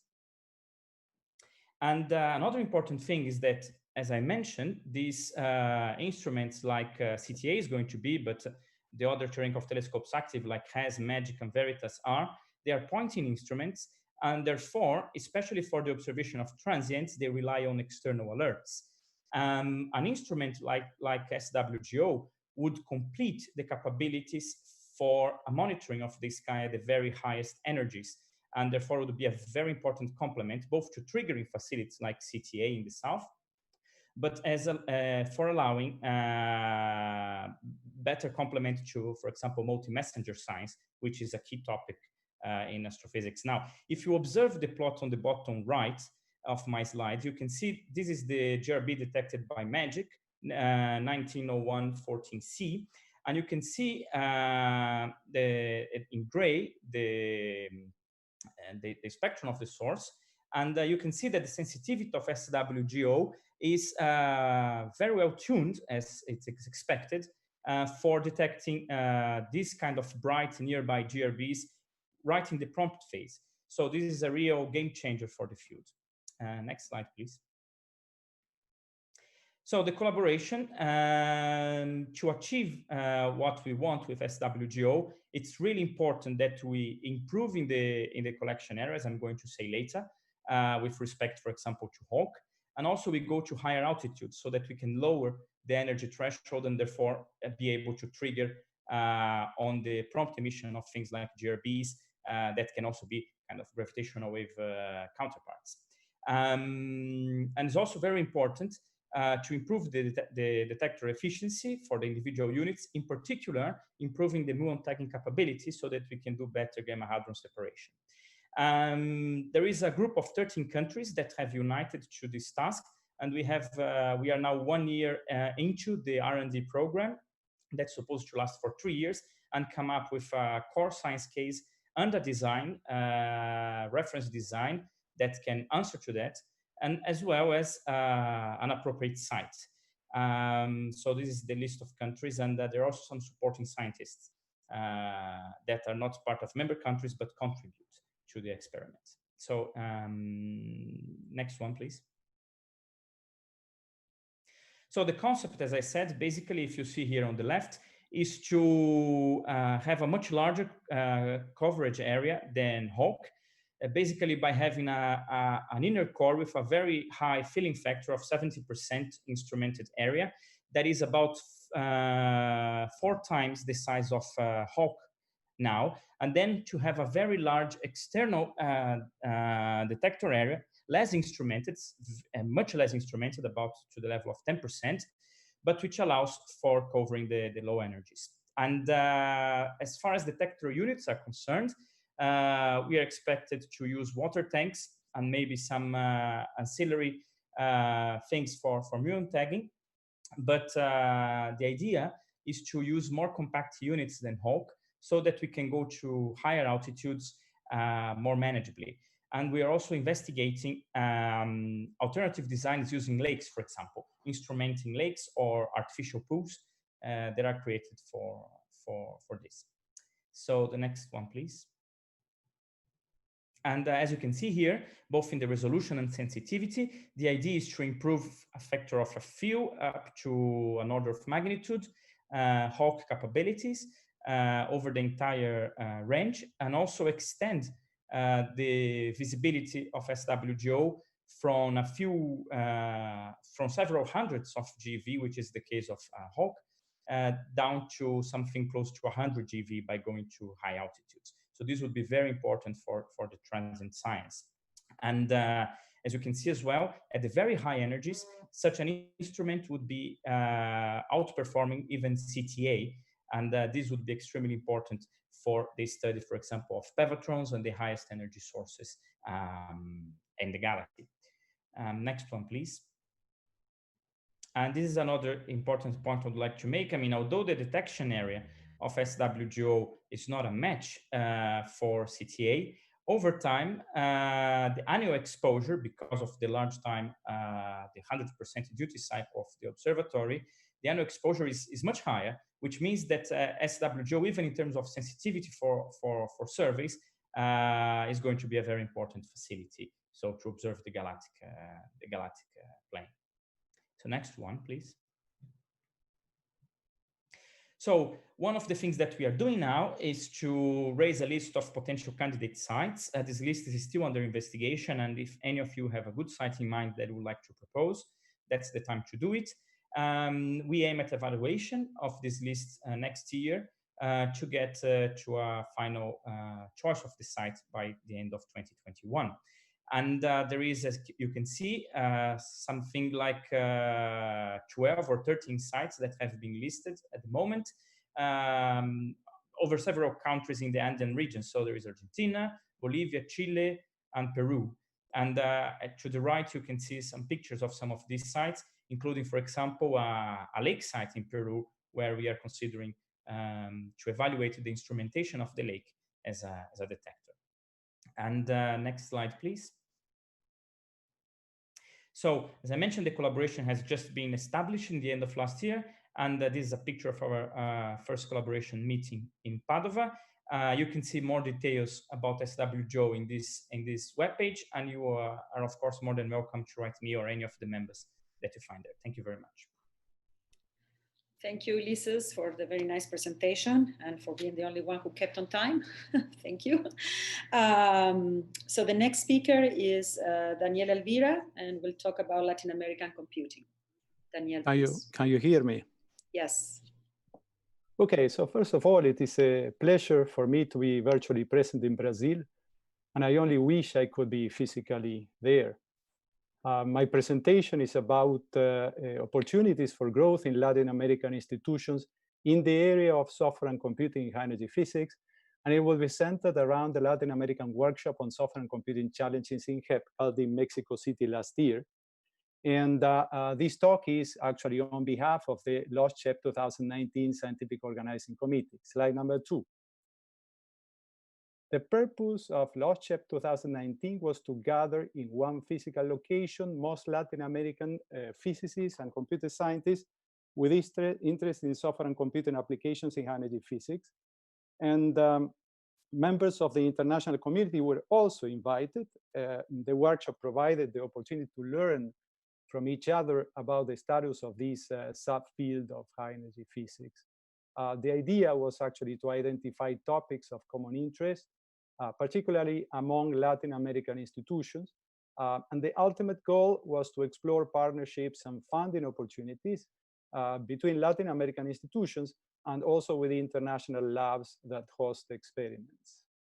And at the end of the workshop, we composed a document which summarized all of the things that I've just said and established mechanisms for communication and follow-up. Today, unfortunately, I will not have the time to go into the details of the status of software and computing in Latin America that was discussed extensively in the workshop, or to describe the content of the LOSCHEP workshop in detail, but instead I will focus on the software and computing challenges in high-energy physics during the current and also the next decade, as well as the LOSCHEP final document. Slide number 3. At the workshop, we had participants from Argentina, Brazil, Colombia, Ecuador, Mexico, Peru, as well as from institutions in Europe and the USA. And the speakers included contributions from Chile, Paraguay, and Venezuela.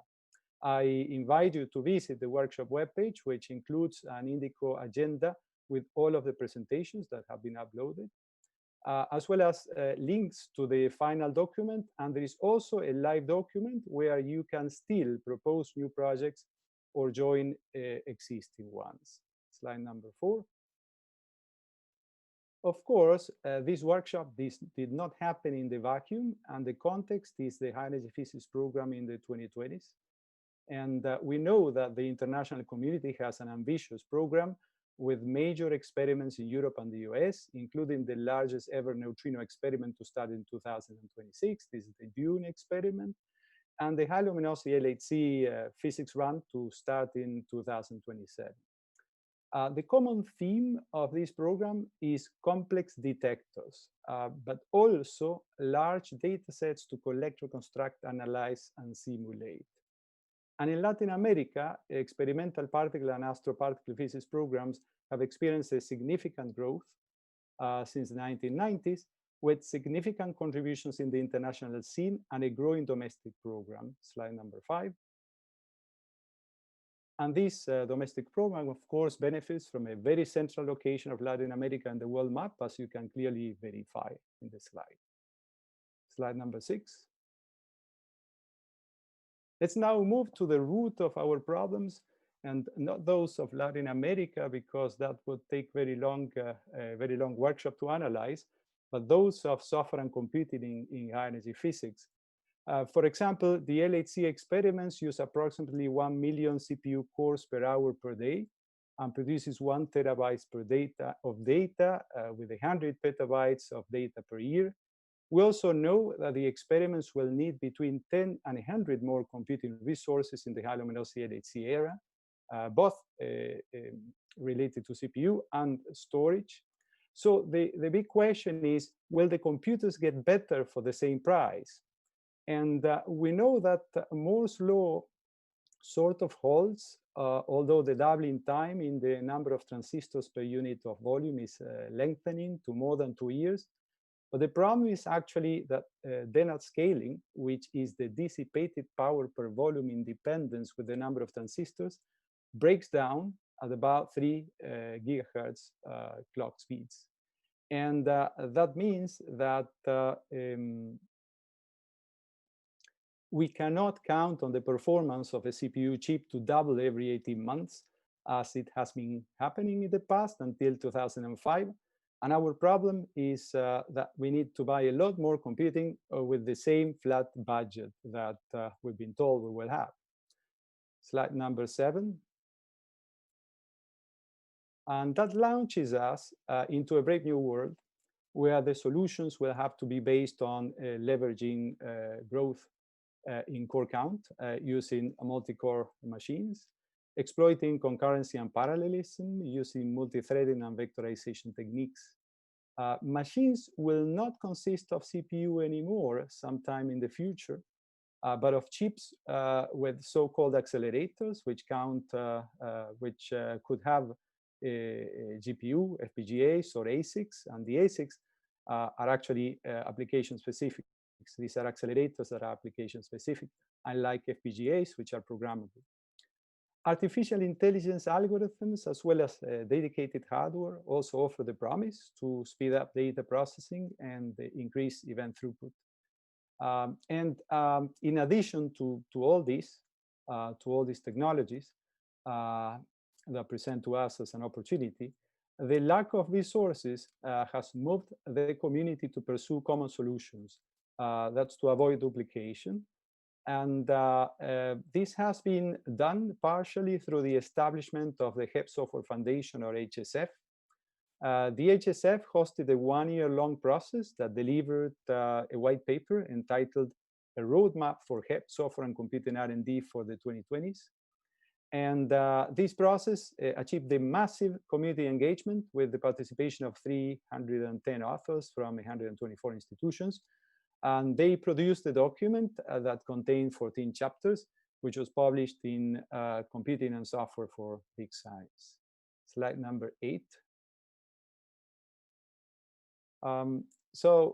We should stop the background briefing here and concentrate on the LOSCHEP final document.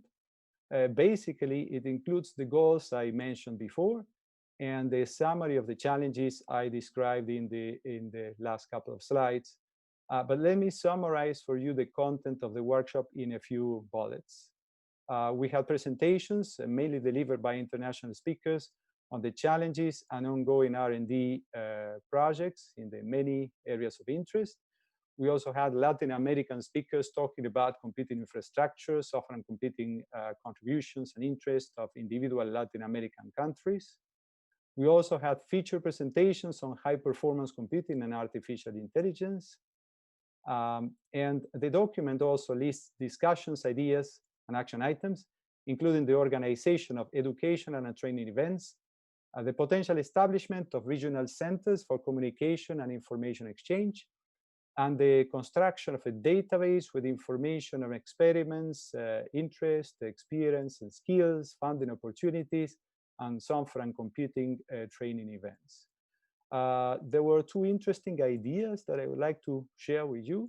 One is the idea of incubator projects, bringing together 2 or more Latin American countries to work on a common topic. Another one being the visitor programs within Latin America and also with international institutions. Slide number 9. Then there is a list of projects in the document which were proposed by the participants. And there's also a live document, as I said, that you can modify. So you can add your name or a new project of interest.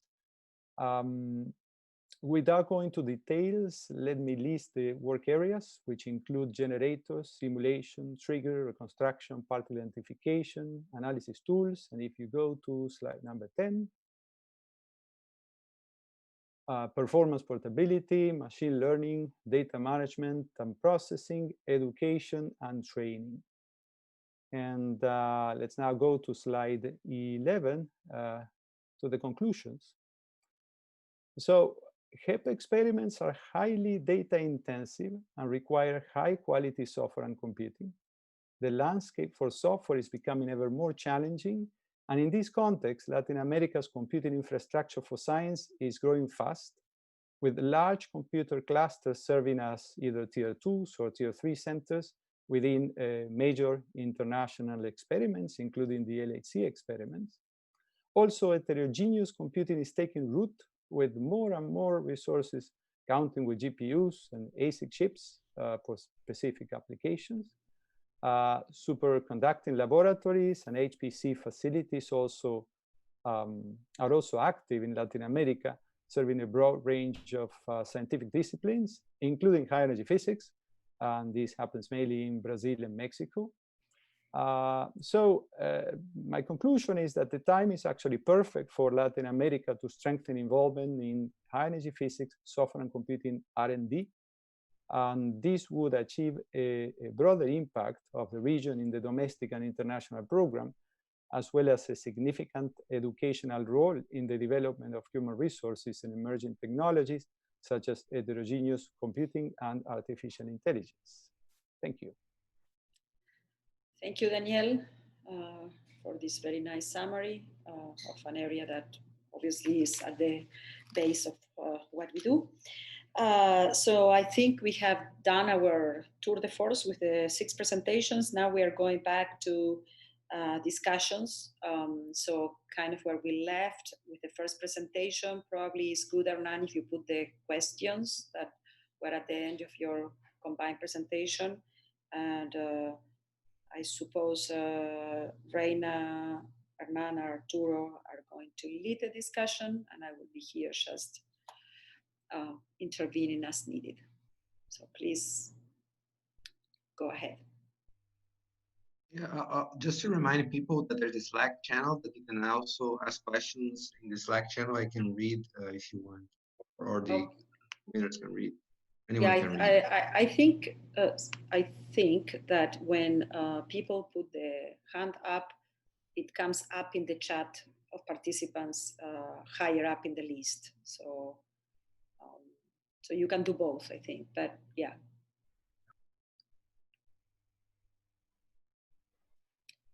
So maybe Arturo, Reina, or Hernan, are you starting the discussion? I don't know what you have planned, so please let me know. Yeah, I think maybe it's just a comment from Reina, and then we continue. Yeah, exactly. Well, but first, thanks a lot, Arturo, Jose, Ernesto, Guillermo, Ulises, and Daniel for these presentations. And we have 45 minutes, more or less, and we were thinking about maybe dividing the time and devote the first 10 minutes to technical questions that we had on the presentations, like particular doubts that we had or question of technicalities of the different presentations that were asked. And then the second part of the discussion, we could have it in a more than questions and answers, more like a conversation. Okay, so the idea is that that we discuss in a more global and general way all these points that we have here. I think the scientific drivers, they were very well explained in the different presentations. We could discuss the timescales and the person power available, for example, in the different projects, the challenges and the needs that you have, and also how these challenges and needs, they are related with the possibility of collaboration. I mean, is there any possibility to improve the current situation, or to to increase the impact of a particular project through the development of some collaborations within the region or more internationally? The other point that will be very important, we didn't have the time to go deep into that during the first presentation, is the knowledge transfer. It was mentioned in some of the white papers, some possibilities or some startups or spin-off that were started through these projects, but it was not always the case. So that I think we think that is a very important point to discuss. And then, of course, everything that is related with the impact in societies and environmental impact. And we will add also to this discussion the importance of the human part of all this. I mean, how we train our students, how we train our technical staff, how do we keep them also in the region. So these are the kind of discussion that we would like to have in the second part. So let's start with the first one. So let's devote the first 10 minutes to this one. I see that Nicolas has a question on Slack. Maybe Nicolas, you want, if it is for this part, you can read it. Yes, thanks.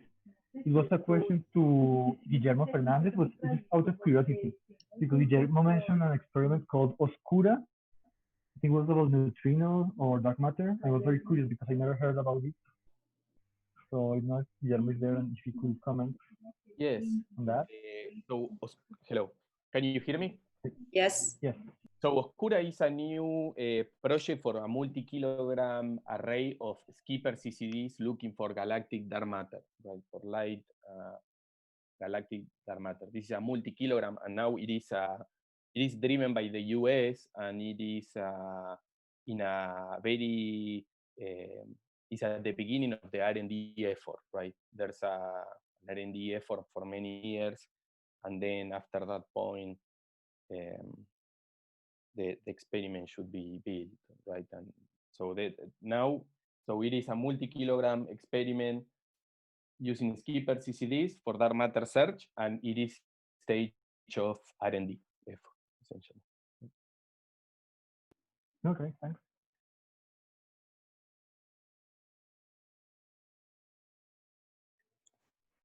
Any other question? I'm checking here the list in case there is any hand raised. I'm also checking the Slack.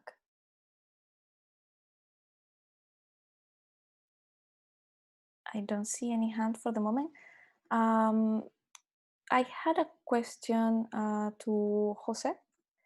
In the second presentation, you mentioned that within the group, the Brazil cluster, you had some spin-off. Can you tell us a little bit more about them? Okay. So at Federal University of Rio de Janeiro, we have this laboratory, signal processing laboratory, mentioned in the first slide. It's a laboratory from the COP. COP is post-graduation in engineering. So since 1988, COP has joined the collaborations with CERN. At that time, there was the initiative to work towards new developments on detector, computing, and algorithms for LHC. LHC was far away at that time. Was supposed to start about 2000, more or less, so a bit of science fiction at that time. And so we have a long way collaborate with CERN. And along the time, we put together all these universities in the Atlas Brazil cluster. And during all this research we had with CERN, 6 startups were formed. They are native from Copy, and they are still in the market.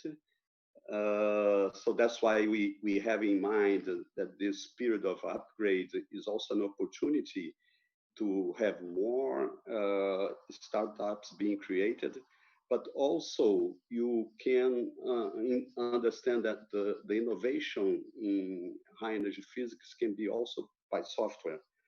So when you see all these collaboration tools that we have for management based on a technology that we introduced from the UFRJ, we have now two companies, 2 startups working together with us for continuous developing the software strategy. But also you see Trigger, you have a lot of developments in terms of machine learning and new things for physics. Therefore, we think software can play a major role in innovation for this next period. Yeah, so that's a very good point, and it's also related to the development of the connection with other fields. Like many of the white papers that we got, they mentioned already the connection with the data science departments that they have in their particular university. So that's definitely something that we are exploiting. And there is a trend in these innovation forums. And science, sometimes people think that innovation is technology and science is another thing. But if you take a closer look, it's very connected. So we have the opportunity also to move this basic science research activities to the innovation forum and make larger the interpretation what innovation is. So science is not out of the innovation, it's part of the technology development. That's the idea.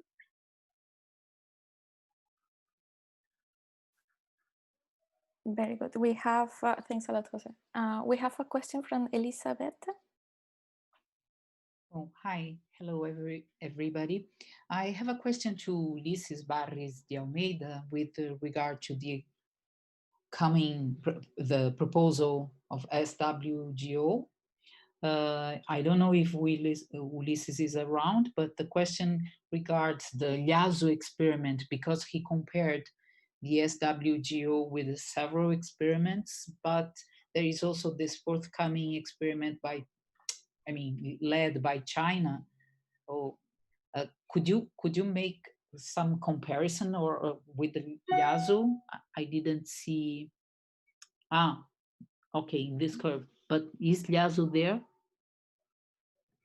Hi, Betty. So yes, you were right. I mean, LHAASO is really set to be a much more sensitive experiment than HECAP, and therefore the real benchmark for whatever we do in the south as well. The point is that LHAASO is still 50% instrumented, more or less. It's going according to expectations, but it's not done yet. So we don't have the full operational performance of LHAASO. But nevertheless, it's on our mind that this is the real benchmark on the field.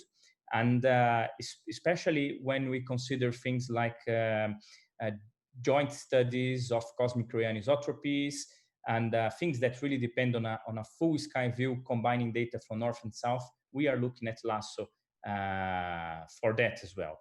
So you're right. Although we expect to improve by an order of magnitude, let's say in some characteristics from HECAP, we do expect to match in some respects the sensitivities and the capabilities of LHAASO.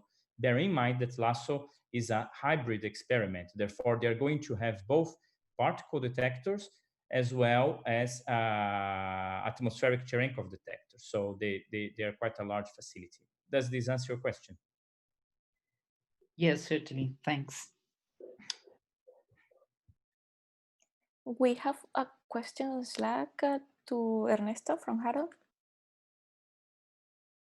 Harold, if you want to mute, you can ask. Okay, thank you. Can you hear me? Yes. Okay, thanks. Thank you very much, Ernesto, because I was very excited to really hear about your efforts with the new Angular experiment, neutrino experiment. Okay, one of the biggest challenges, as you remark, as you appointed, is just to the agreement of the achievement you must to overcome with the plan operator. So it is very important because we all know the policies of the government, of private sector impacts on science. Okay, so this is a comment, but really the question is addressed in that sense that do you plan or neutrino Angular experiment is planning in a near future or upgrade or something like that to locate the setup or locate the small container facility below the ground? I mean, we all know that one of the things we must to really take care of is to ensure the high gas fluxes and the backward reduction, as we know. Okay, in that case, by neutron and cosmic ray induced means. I would like to know if you can comment a little bit on it. Sure, it's a very interesting question indeed. And I have to say to you that one of our first, in our first round of negotiations with the electronuclear, we were planning to, let's say, to find a place in the project, in the design and in the floor plan of the Angra 3, the reactor, which could be underground and at the same time close to the reactor. But unfortunately, the project was already approved, and so to make change, it's a very difficult task. No, you can imagine how difficult it is to change one single screw in a nuclear power plant. Okay, so then we have moved to outside the containment dome, and moreover, it's a very challenge, as you said, to detect neutrinos in the middle of a very huge and intense background. By the way, this it's a big challenge, but nevertheless, the agency, the Atomic Agency, has a big eye over our results, just because that if we can detect and measure above ground, let's say, any correlation between the counting rate and the thermal power of the reactor, it will be a remarkable progress in this field. But one of the proposals of this forum, in my point of view, is to make the case for not only for the scientific institutions, but also with third parties, just like the commercial operator of the power plant, I mean, electronuclear, and some politicians, and let's say to make easier our lives to negotiate some special points in the future nuclear reactors that are planned for Brazil. You know that Angra 3 should be already operating, and there are, if I remember well, 3 more reactors to be built, but who knows when it will become a reality. But in any case, to summarize, the answer is yes. We intend to negotiate with the power plant special places inside or close to the, I mean, below ground or closer to the reactor in the next rounds. All right, thank you, Ernesto.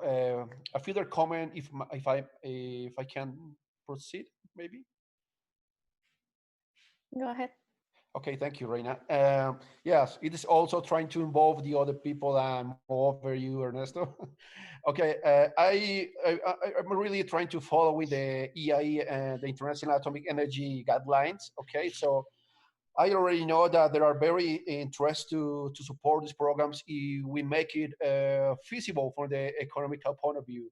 Okay, all of us are aware of that. Okay, we need to prove that we are capable to do some important physics progress, and then we are trying to attract the attention of the funding agencies. So in that sense, I would like to really put on over the table, okay, for trying to get a fruitful discussion is, well, sometimes we try to get or attract funding for the government agencies, national government agencies, but I would like to know if you, the group in Brazil working on neutrinos and experiment, is supported by any kind of program of the agency. Because, for instance, just thinking about how to strengthen the capabilities we can input to the process in industry, it comes to my mind the common research agreement of the agency. For instance, the typical technical cooperation program. So my question, as summary, I'm sorry, is if you are involved in this kind of bilateral agreement with the agency for research and development. Sure, I can explain to you and summarize the question if people could show the last slide of my presentation in the backup slides. One more. Yeah, here. Yes. No. The previous one. Previous. Yes, this one. Right there, yeah. That's a good one, yeah. Okay. So my answer is, we are involved with the discussions in the novel technologies for nuclear monitoring and to provide new tools for safeguards since long time ago. By the way, we have participated in 2 rounds of discussions, one in 2008 and another one in 2011, in which we have produced this big document that I suppose that you can download from the site of the Atomic Agency. And we acted at the time just like counselors for the novel technologies division of the Atomic Agency, with many different collaborations from Japan, France, United States, to provide for the inputs on how to conduct and how to coordinate the efforts towards a compact, reliable, and safe operations of nuclear, of neutrino detectors for nuclear reactor monitoring. And I have to confess to you that in the last few years, I didn't hear too much on the Atomic Agency site, but I don't know if I missed something. But in any case, the answer is yes, we are involved and they are looking, they are expecting for our results. And I think that if we can show that it's possible to do that on above ground installation, will be a major step for their purpose.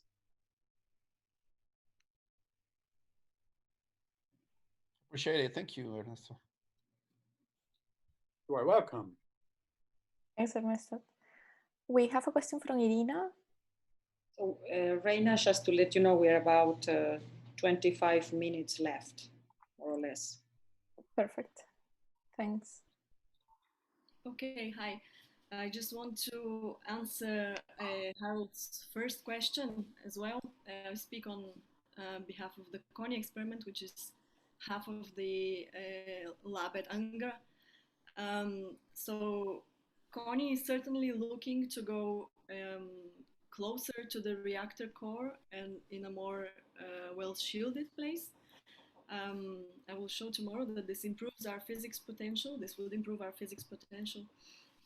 And the idea is to go inside the dome in a place that's below a water, several meters of water shielding, in addition to the dome shielding. And this is something we're exploring, and we are starting to make contact with the electronuclear management. But so far, we don't have anything concrete in terms of a decision, but it's certainly a road that we want to go to. And it will be very important for our experiment, which is a more compact detector than Angra. Yes, yeah. Thanks, Irina. In that sense, I would like to take the word again. I'm sorry so much if I cannot. But what about the nuclear safety rules that you are expect to face in that sense? Because you are going inside the dome, inside the reactor building, the containment building. Yes. So, which rules? Nuclear safety rules, health workers. Yes. Well, we are working on the possibility for this to happen. By the way, the KONOS experiment in Germany is in the position that we also want to use. So it's been done in other places. It's not impossible. Okay, so I guess that we can expect that activities could take place, for instance, in one stop at the reactor while refueling the core, right? Yes. Okay. And Great. the experiment is entirely remotely operated, so it's only a question of the installation. Yeah, that's very nice. I think that is hugely strategic to have two experiments, so two excuses to go further, closest and below the surface. Thanks, Ernesto, Irina, and Harold. Let's move to the second part of the discussion for now, more on the strategic side. And we have a question from Rogerio to Daniel and Arturo. Rogerio, you want to ask the question? Yeah, I can ask the question. So it's on the slide. Just to know if you guys are aware of a recent European initiative called ESCAPE, the European Science Cluster of Astronomy and Particle Physics, in the context of the S3 research infrastructure. So I took a look and I think something very interesting, interesting framework. I think we should look into this some more.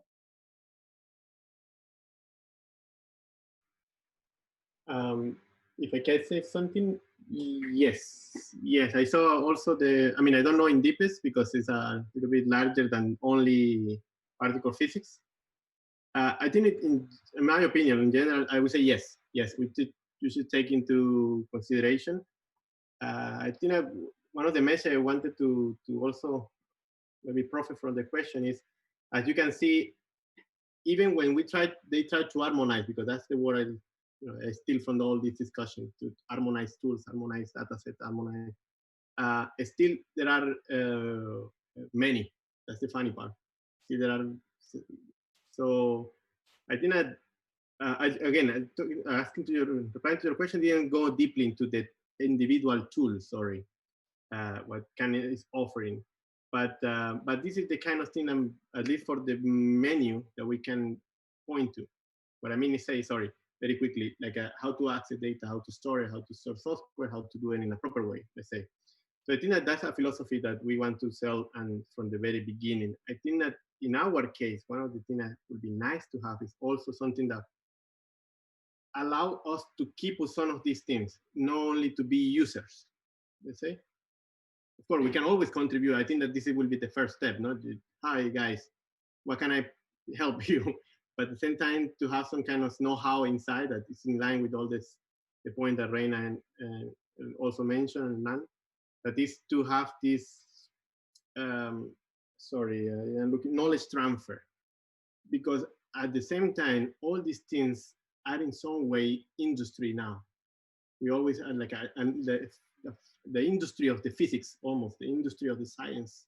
No? So we can maybe try to point a little bit also to take part of that industry creation, So again, sorry that I maybe diverge a little bit, but the platform is something that we should explore always, as CERN have similar things as the Prometheus, I think, from the gravitational wave, etc. And point to, or pick those that have big communities that looks like a lot of contribution, long-term, of course, and jumping one of those at least as a test field, no?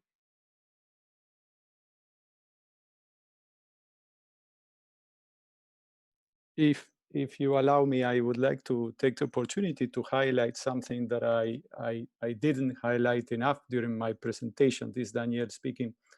That is the HSF, or HEP Software Foundation, that is a community organization. This is not a European initiative or a US initiative, but a community organization with the idea to find common solutions to the problems of software and computing in high energy physics. And this is not involving only the LHC, but also the neutrino program and all of the programs, as long as there are interested parties to join.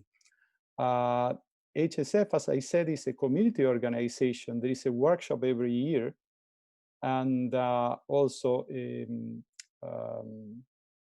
resources on the web. There is a web page. There are many meetings. There are training opportunities. And one of the goals is precisely to find common solutions to explore software and computing tools, and taking them from the industry or developing them if necessary. So there is no reason why there couldn't be more Latin American participation in the HEP Software Foundation. And maybe my talk doesn't have enough pointers, but if you take a look at the Lost Chep Indico agenda, there is a presentation that I gave about HSF. So if you follow the link, you will see all of these resources that I'm talking about. It would be really nice if people from Latin America started to attend weekly meetings or dedicated meetings about many different projects. That could be physics generators, detector simulation, reconstruction, analysis tools such as Root or others that are emerging. Also computing or computing technologies, software technologies such as artificial intelligence, or how to adapt our codes to run on high performance computing with accelerators. I mean, computing accelerators such as GPUs, FPGAs, etc. Daniel, what is the current participation of the Latin American community in the HEP software? In the HEP Software Foundation, I do not think there is anybody from Latin America that regularly participate in the meetings. I, of course, cannot assure you that there are no Latin Americans based on Latin America that attend the workshops. I don't think there are, in fact, but I'm sure there are many Latin Americans who work on, foreign institutions. I mean, institutions outside of Latin America who participate. But I was meaning, I myself, I'm originally from Argentina, but I'm a Fermilab scientist. So then in HSF, I represent my institution or my experiments. So I do not think there is any representation from Latin America. I mean, people working for Latin American institutions at this moment. I can actually share more information, can send you the pointers to you guys. Thanks, that will be very, very useful. It is important so that we don't reinvent the wheel, right? In the context of Latin America. Of course, as part of the international community, Latin America can always focus on a niche because of interest, because of need, right? And become strong on that particular niche, which is something that would be really very desirable. Yeah, but it's a good point of looking what the others are doing and putting the work on something that is needed in general by the community, not starting from scratch. It doesn't. Right, and remember, it's not the best useful of the resources. This is not really the others, right? Because it's the HEP Software Foundation is an international foundation that likes to describe itself as an effort from a grassroots effort or from the bottoms up, right? It's not something that is controlled or managed by a laboratory or by any institution. There is, of course, more or less presence from different institutions according to interest. Yeah, when I mentioned the other, I was more thinking about the process like a SNOMAS or European strategy that are focused in a particular region. But even in those processes, there is usually inputs coming from all the other regions, because at the end, it's an international community. Yes, yes, absolutely.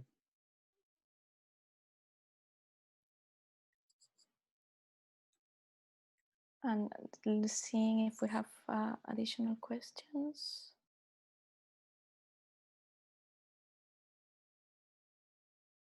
I don't see any at the moment here. Therefore, I will allow myself to ask another one. It was more a curiosity because looking at one of the presentations that we had today, I think the presentation from Ernesto, if I remember correctly, from the Skipper-CCDs. You mentioned that there is a global Guillermo, a global community in Latin America working on Skipper-CCD right now. Just sort of like from memory, I also saw a global effort on working on photo detection systems like Arapuca. So how this community was created? It was a strategic community or it was interest driven? In the case of the Skipper-CCD. In the case of the Skipper-CCD, it started like 10 years ago, having students go into Fermilab, right? And after that, these students became scientists in Argentina. And essentially that's now these young scientists are pushing for the groups in different institutions to develop instrumentation in Skipper-CCD.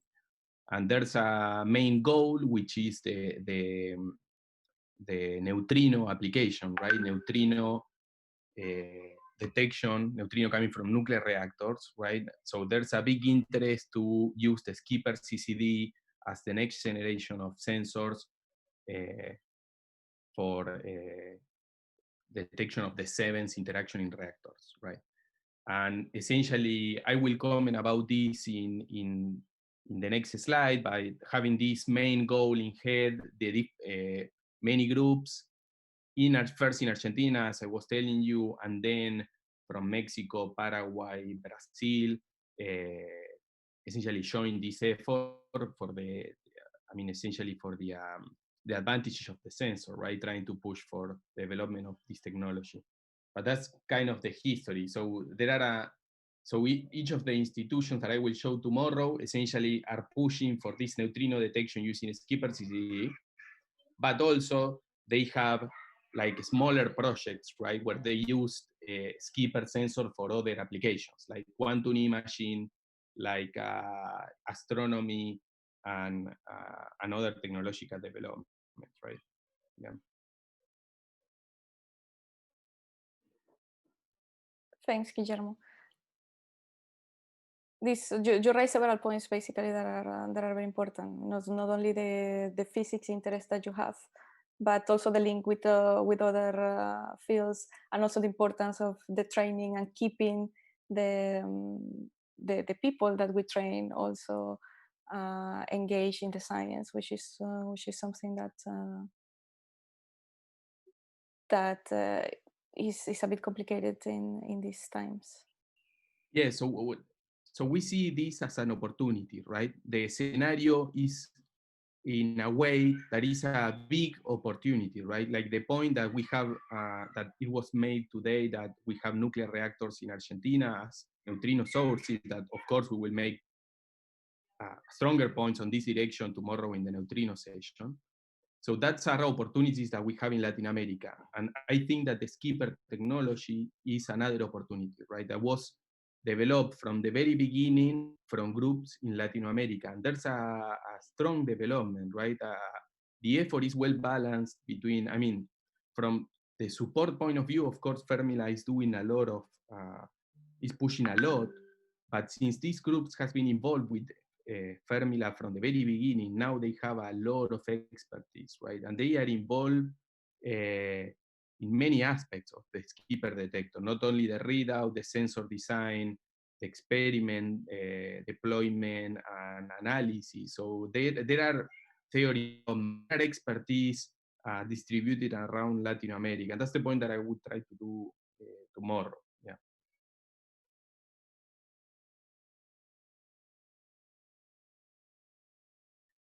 Thanks, Guillermo.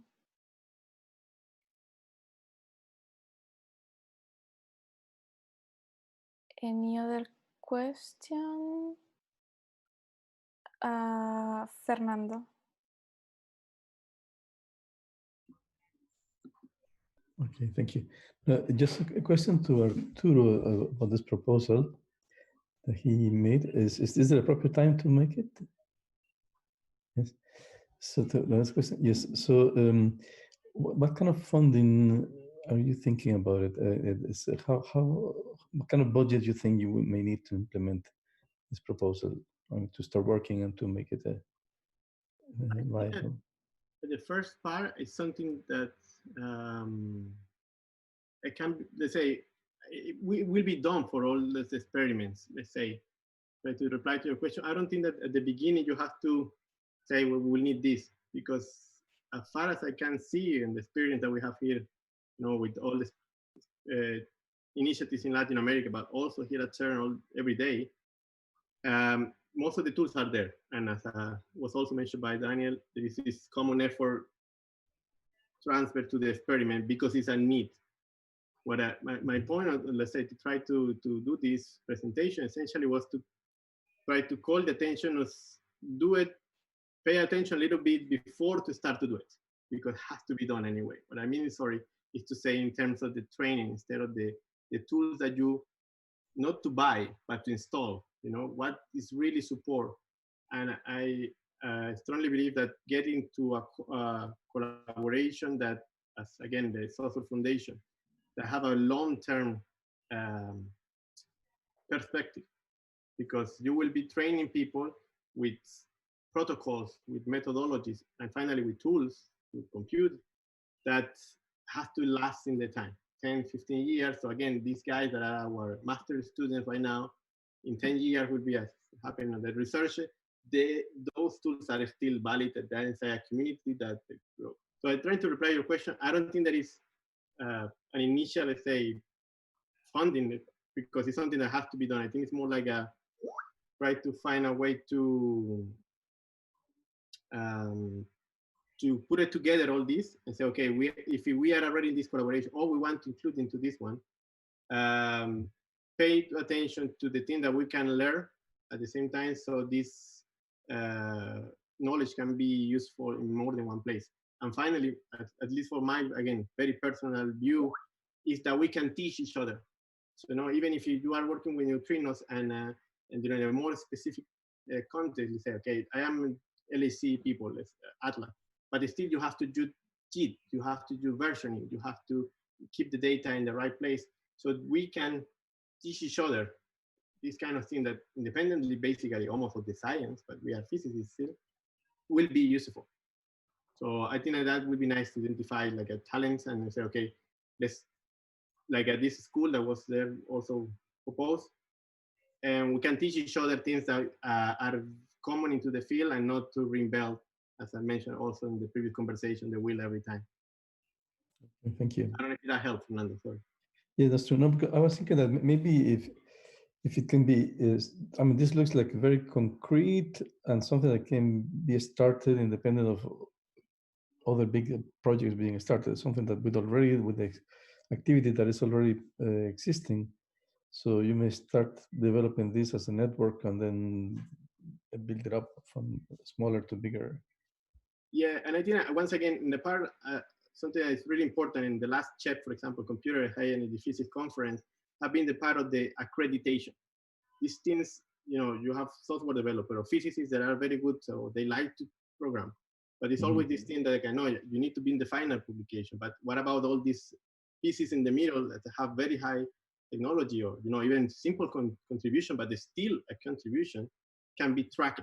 So the people can create a career, or the computer itself, let's say, create their own CV without they need to put it. And this technology is there. It's more about, it can be a little bit, you know, difficult at the beginning to put it in place, but when it's there, it's try to gather the information so the people feel like it's recognized for that and stay doing it. Because again, it's always you come here to serve any place, it's always a lack of expertise on these things, basically because it's also difficult after to say, I know to do this, I know to do that, and not have a record on you know, in traditional way of citation paper stuff. Right. Okay. Thank you very much. So we have about 5 minutes left from the 45 minutes.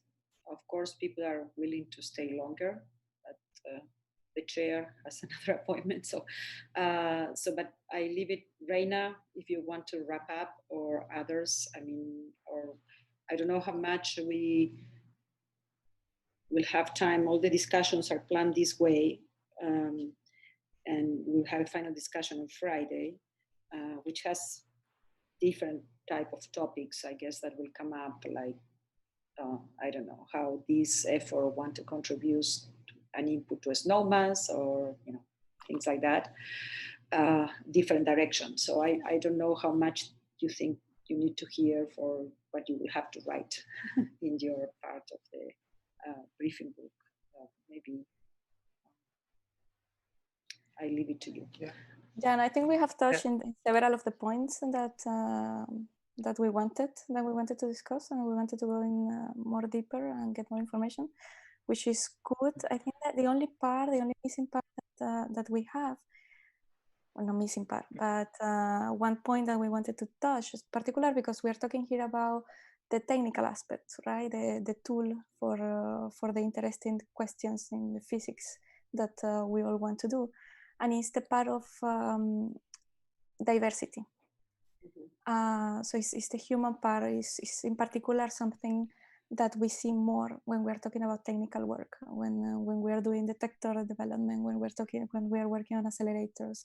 In software also is the diversity part, and ensure that we are open and welcome for a diverse community. And I think several of the projects, in particular the ones that the groups that are working a lot in outreach, help a lot in order to have role models and to show that this work can be done in general way. And I think Hernan wanted to make a comment also on this part. Yeah, no, just something. Yeah, since we were sharing and giving the overview, I think we miss the point to say if we are building something, we have to keep an eye on gender and minority balance. So just we saw this the scientific committee of the software and computing in HEP, and we see kind of asymmetry in gender there in the committee. So I think it's something that we have to watch and keep an eye to whatever we do. We try to push a balance. So I have a question there actually, because I remember when we were 5 years ago, well, when it was the 5th anniversary of ICTP-SAIFR, one of the things that was discussed was exactly the issue that, for example, in Brazil, so it's not only gender balance, but it's underrepresented groups that do not have really access. And it's a problem that, of course, here in the US, we are having a very hard look at it at the moment for obvious reasons. So within this plan, so this is probably the group that fits the best, but not the only one. And I was thinking just loud, I have not thought about that too much before. Of course, the outreach part is very important, but maybe within the write-up, besides writing a blurb about diversity that we always do, maybe would be good for all of us to do some brainstorming more seriously about a few steps that can be done directly to be very proactive about helping underrepresented groups to get into the possibilities of projects. And for example, one thing that is very interesting that I think, one thing I know it works is the American Physical Society here in the US has a bridge program, okay, which maybe many of you know, I don't know. But it's basically a program where college students, so after 4 years, what would be below a master, I think, in most Latin America, they are given the opportunity of a 2-year catch-up program so that then they can apply to PhDs and they have real opportunities of getting in good universities. And it is, it's a very hard thing, but it's, they have the first PhD this year from this program, and they, I'm putting that as an example. I don't say that this is what would work for Latin America, but I think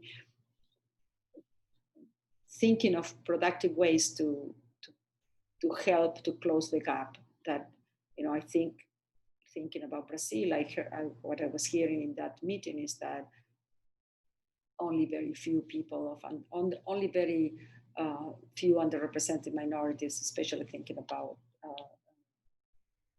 Black people, of course, in Brazil, would be that they are not having the opportunity to accept, to go to really universities in general, and much less to the best universities. And so this is obviously a very long problem, but maybe we can think about proposing something within this last 3 that could conscientiously help. And I should shut up here and let others comment who may have thought more about that than me. I see Daniel. Yes, has raised his hand. I wanted to say that before proposing any diversity program, it's important to understand what diversity means in the context of Latin America. It may mean something very different than what it means in the US. Yeah. Or some European countries, or in China, or in India. So, and I'm sure that diversity means different things within Latin America, in different Latin American countries.